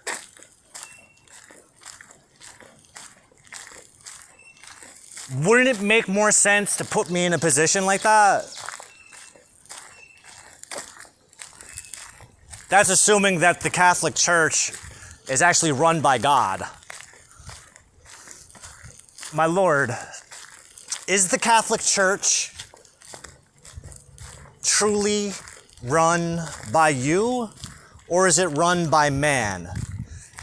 I mean, if you really want me to believe, I know we have our thing. But if you really, really want to make an impression, I can assure you that getting me into the Pope seat and getting that fucking ring on my finger, it will create such a stir that humanity will have no choice but to believe that there is you. They're gonna have no choice. They won't be able to argue it. Because how the fuck did this happen? How did this even happen? That's gonna be the question. How did this happen? I don't even understand. Where did this guy come from? Do you understand what I'm saying, Lord? Because Shem, if we're gonna consolidate the Jews, the Christians, and the Muslim into one functioning body, right? If we're gonna bring them all together and make peace and nice, unless you want nuclear war, unless that's the point, I don't know. I'm also looking at this from my own my own like selfish perspective where I want power. I want to know what it feels like to have that much power, because I feel like I won't lose myself in it because of the fact that unlike all the others, unless every pope is a prophet and I just don't know about it, but I feel like having a prophet as the pope would make the most sense, yeah? Because the pope is under Jesus. So if Jesus is on my level, then the pope is under me. Yeah? He represents Jesus, but he's not Jesus. He has to go to Jesus for advice, yeah? Or does he go directly to you? Because if he's not going to you, who the hell is he going to? He's going to Jesus. Well, who the fuck is Jesus? Jesus has been dead for 2,000 years. It's been 2,000 years, we still don't know that we go right to God? Like, I don't understand. Like, the world isn't ready. Of course, says who? You have no idea what it would do. Well, why don't we see what it will do? This way we can fix it from there. You already know what's going to happen, so it's not like I have to... It's not like I'm going to be able to convince you. Unless I can. Unless I can convince you. But that would have to mean that the Cardinals actually know who I am. You know? I don't know how they would know. Well, I can imagine a couple ways of how they would. You know, man. I can imagine a couple ways on how it's not impossible. Right? I mean, it's not impossible that Rome has heard of me. I mean, I do have blood ties to Rome, so...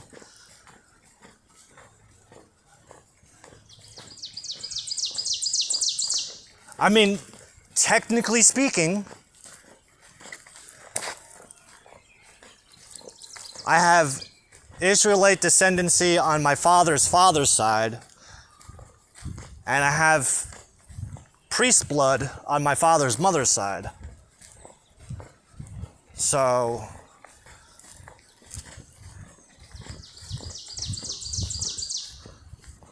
and based on everything I'm seeing in the church, based on everything that I'm observing in the Catholic Church over these past 7 years, I would argue, my Lord Hashem, Supreme Grand Master of the universe, God of creation, God of Abraham, God of my father and my father's fathers, that I'm more qualified to be teaching the word of Christ than the shit that I've been seeing at the church. Because they don't actually even do it. They don't really talk about anything. They read snippets. They're not actually...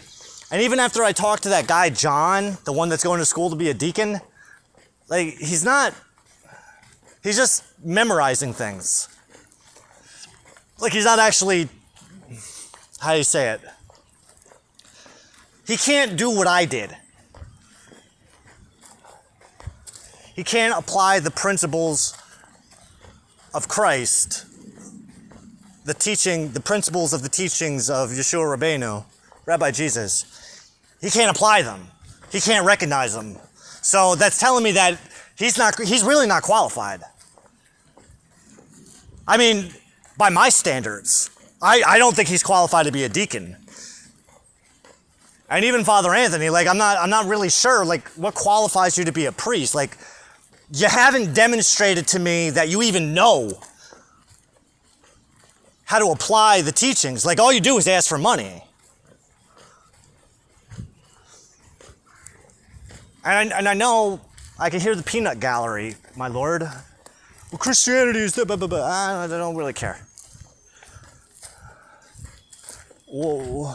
What's important is that the church needs to be reformed, and it needs to be remastered, and it needs a new master. It needs a new captain.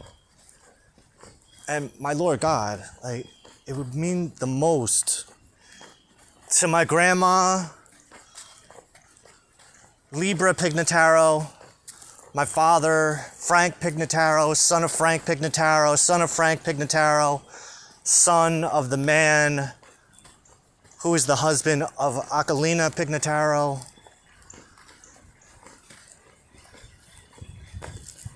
How you doing, Frank? Father Michael, my grandma Libra's favorite nephew, Father Michael Campanalonga.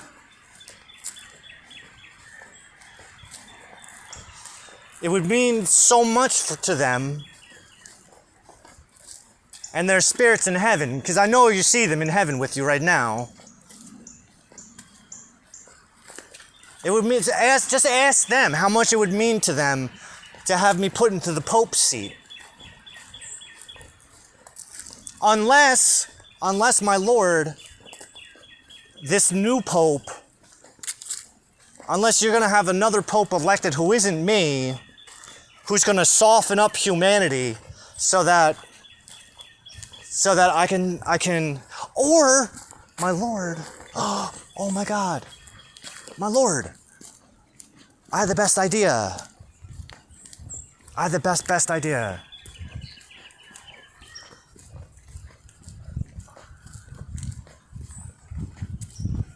Did you give me that idea, or did I come up with it myself, or both at the same time, depending on what perspective you're looking at things from? Okay.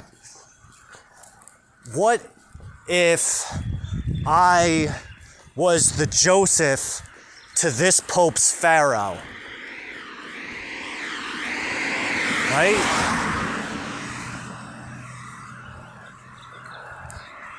What if this Pope has a troubling dream that none of the other priests or cardinals or bishops can interpret? But because of my priestly connections that I've made over the years, the Pope gets word of a Hebrew slave that's still living in Egypt, in an Egyptian prison called his mom's house. And he calls on that Hebrew slave to come and interpret his dream for him. For when he takes off his ring and hands it and places it on the finger of that slave, being me. So we're talking about the story of Joseph. We're talking about the story of Joseph. And the Pope is the new Pharaoh. The Pope is Pharaoh. And Derek is Joseph, descendant of Jesus. Is Jesus a descendant of Joseph? I mean, we would have to prove that that Jesus has Ephraim descendancy, but I don't think he does. That's how I know he's not the king of that's how he's not the king of the Jews and he's not the king of Israel, because unless the Catholic Church can prove that Jesus has ancestry linking him to Ephraim, the son of Joseph, then just by the fact that that's what it says in Ezekiel, like, that disqualifies Jesus. I don't know why.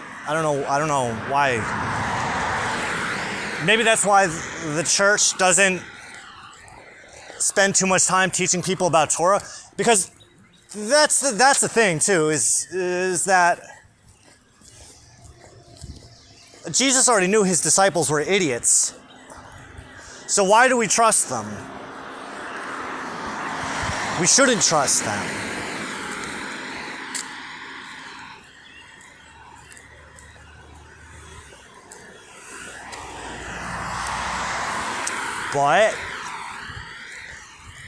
But for a time, but that's because for a time, there were no prophets. Because prophets of God were getting killed. But so were prophets of Jesus. And you were just wearing Jesus' face as a mask.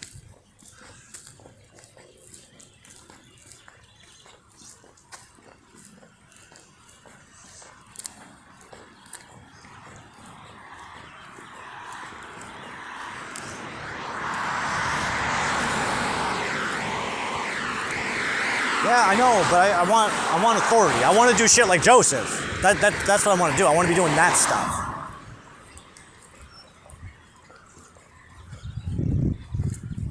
I want to change all the things.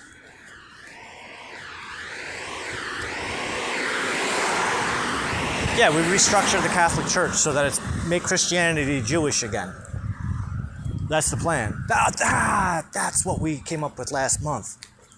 At the beginning of this month, make Christianity Jewish again. I forgot all about that. Thank you.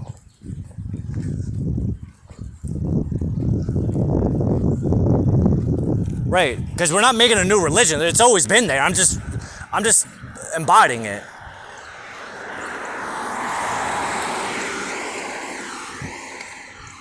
Because I'm the only Jew that observes the Torah, the Gospels, and the Quran.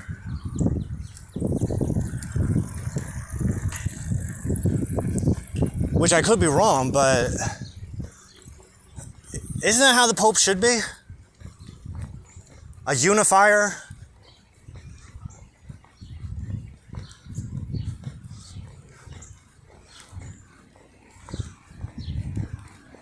Man, that would piss a lot of people off. Got the first Jewish Pope. Shalom! Shalom! Shalom, Catholics! Shalom! Oh, and then, because I want to start getting Jews and Christians into the same churches. I want to take over this church and make it Jewish, half Catholic. Jews don't worship Jesus, but we'll teach the Christians how to stop worshiping Jesus. Which goes against their indoctrination, which is literally what the Antichrist is all about. I mean, look at it like this. Would you rather have the Antichrist be the Pope? Or just some fucking scrub living at his mom's house forever? Am I right here, Shem? Because it's not like Jesus and I don't serve you. I serve you the way that he serves you. Do I mind being looked at as a villain? Are you serious?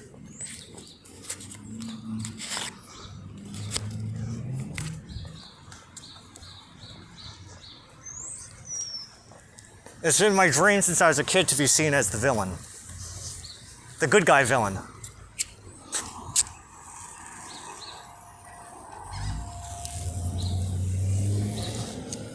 The fuck's a good guy villain?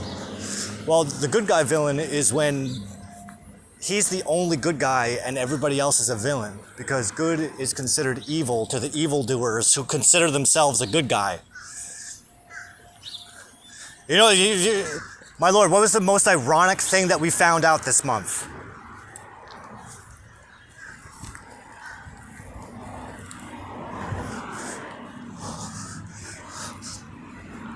When you tell atheists that atheism is a cult religion that's predicated on lies, created by lying people, they get offended.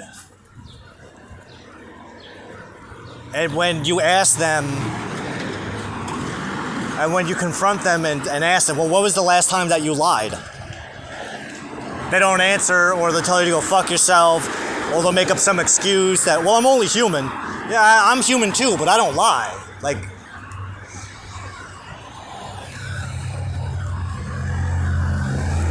Aaron, brother of Moses. But that's my point, you know? It's like, why is it doing on that side, but not on that side?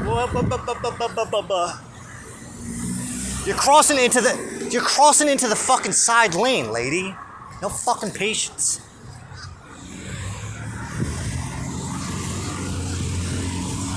in that fucking much of a rush, you couldn't wait fucking the extra 3 seconds for me to cross the street.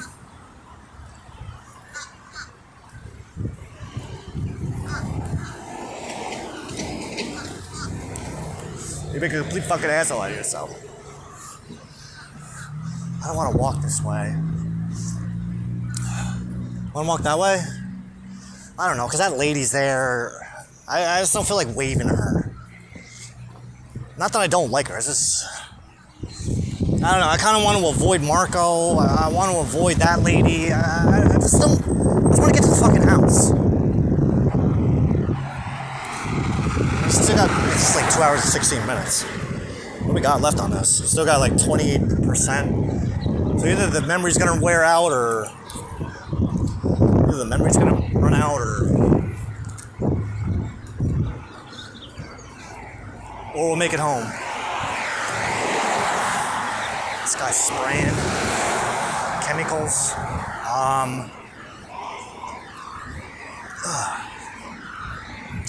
How are your public speaking skills? I don't know. I think they're pretty bad. I get nervous.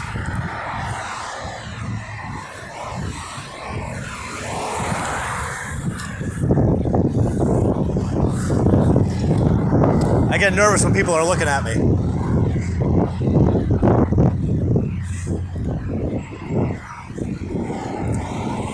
But that's why we're doing this. This is all training for that. Can you imagine yourself on a podium speaking to billions of people? Yes. Oh my God, yes. Do you like to lie? No. That's gonna be a problem. Do you like reading off a script? I fucking hate reading off a script. Strike 2. Are you willing to convert to Catholicism and recognize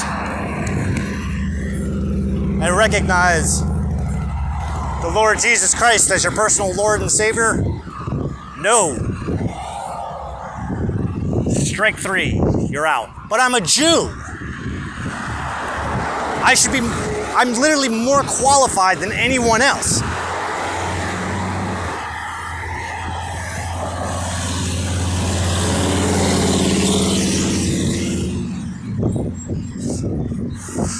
You want me to break out the gospel? Nigga, I'll break the gospel. I don't give a fuck. In Romans, Paul, the Jew, Paul, said specifically that Jews come first before Christians, before the Gentiles. So, realistically, thank you, Lord, if there are no Jews,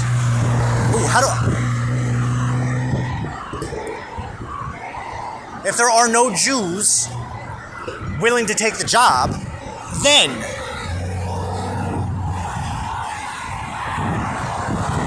because even by Paul's own logic in Romans,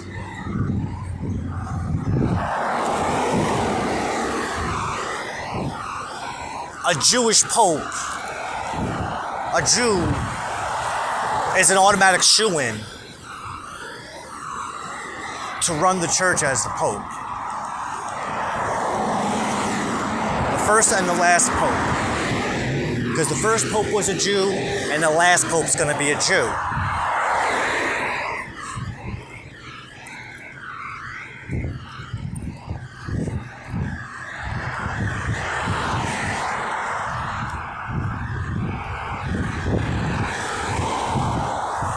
How can you prove that you're a Jew, though?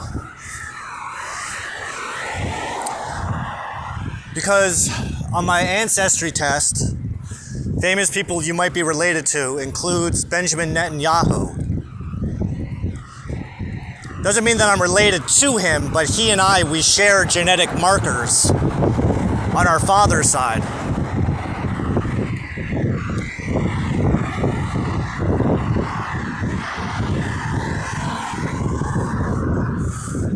My father's father's father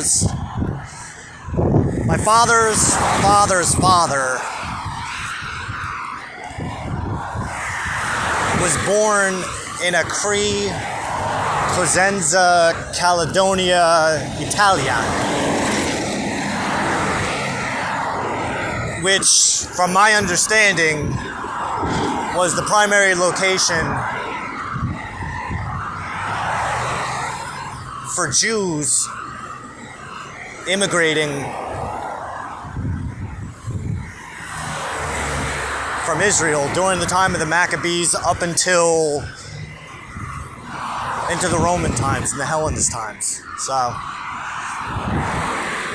I've traced my Y chromosome to the supposed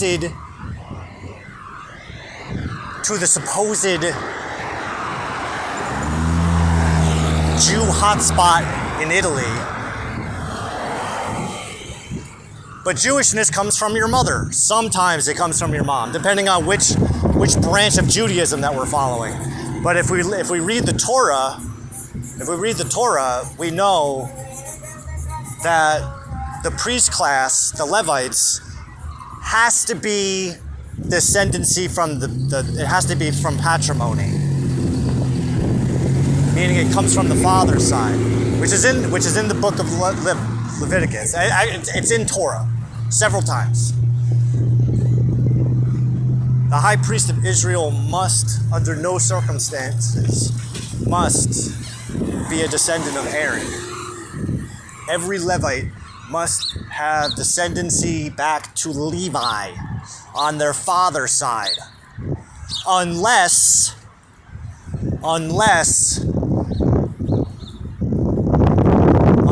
the mother's father, who is of the descendancy of Levi, dies without a son. Also, this is Torah law. I'm not making this shit up.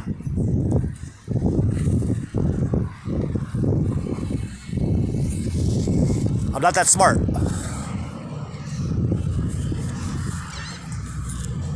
I just know how to pick things up and put them down. That's it. That's all I'm good at.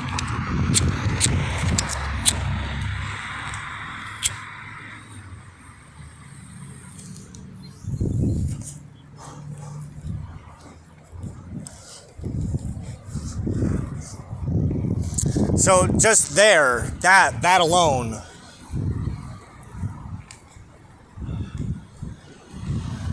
from what you're telling me, makes me more qualified to be the Pope than any person that would be elected during the next conclave.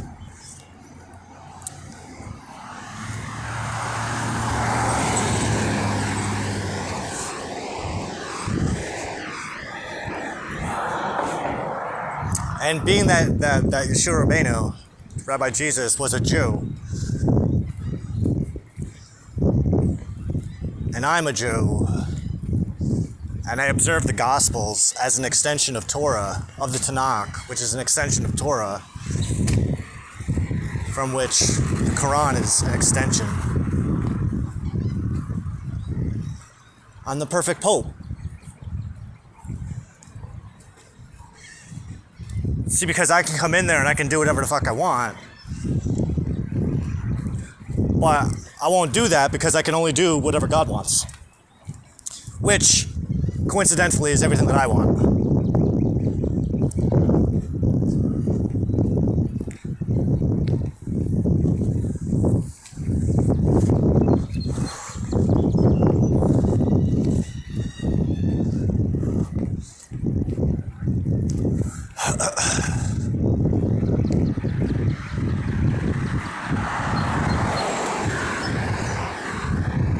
But you're telling me that even the position of the Pope is beneath me. Yeah, but what do I get to do? Like, is this forever? There's got to be something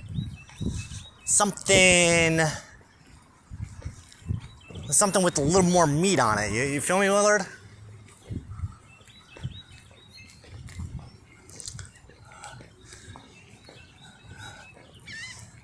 Priest is too low for me. A rabbi is too low for me. The Pope is too low for me. President of the United States is too low for me.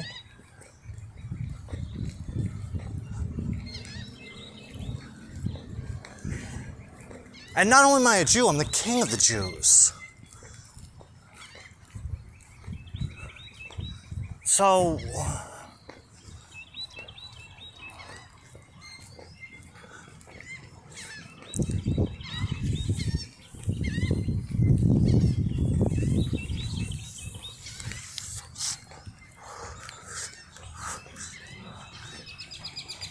now you're feeling me now. Am I feeling myself? Yeah, I feel me.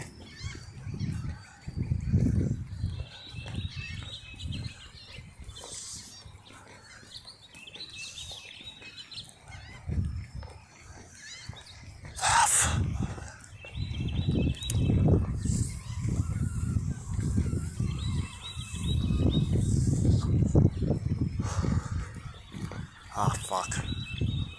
Let's be quiet.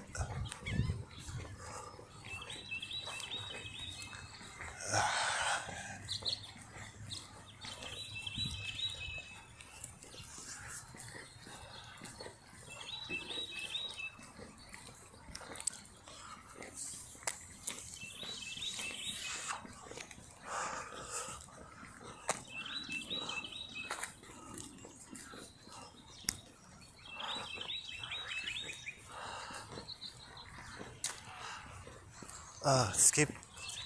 That's right.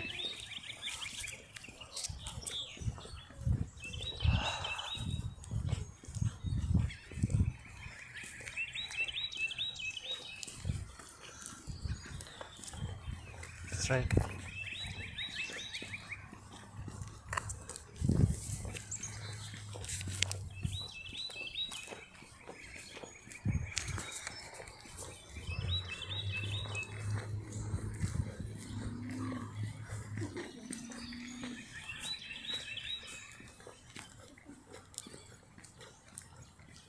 Turn off camera, cancel. It's because the memory's about to run out. It's okay. Yo, it's hot. Oh my god. I got pants on too. Alright, my lord. I think I made my case.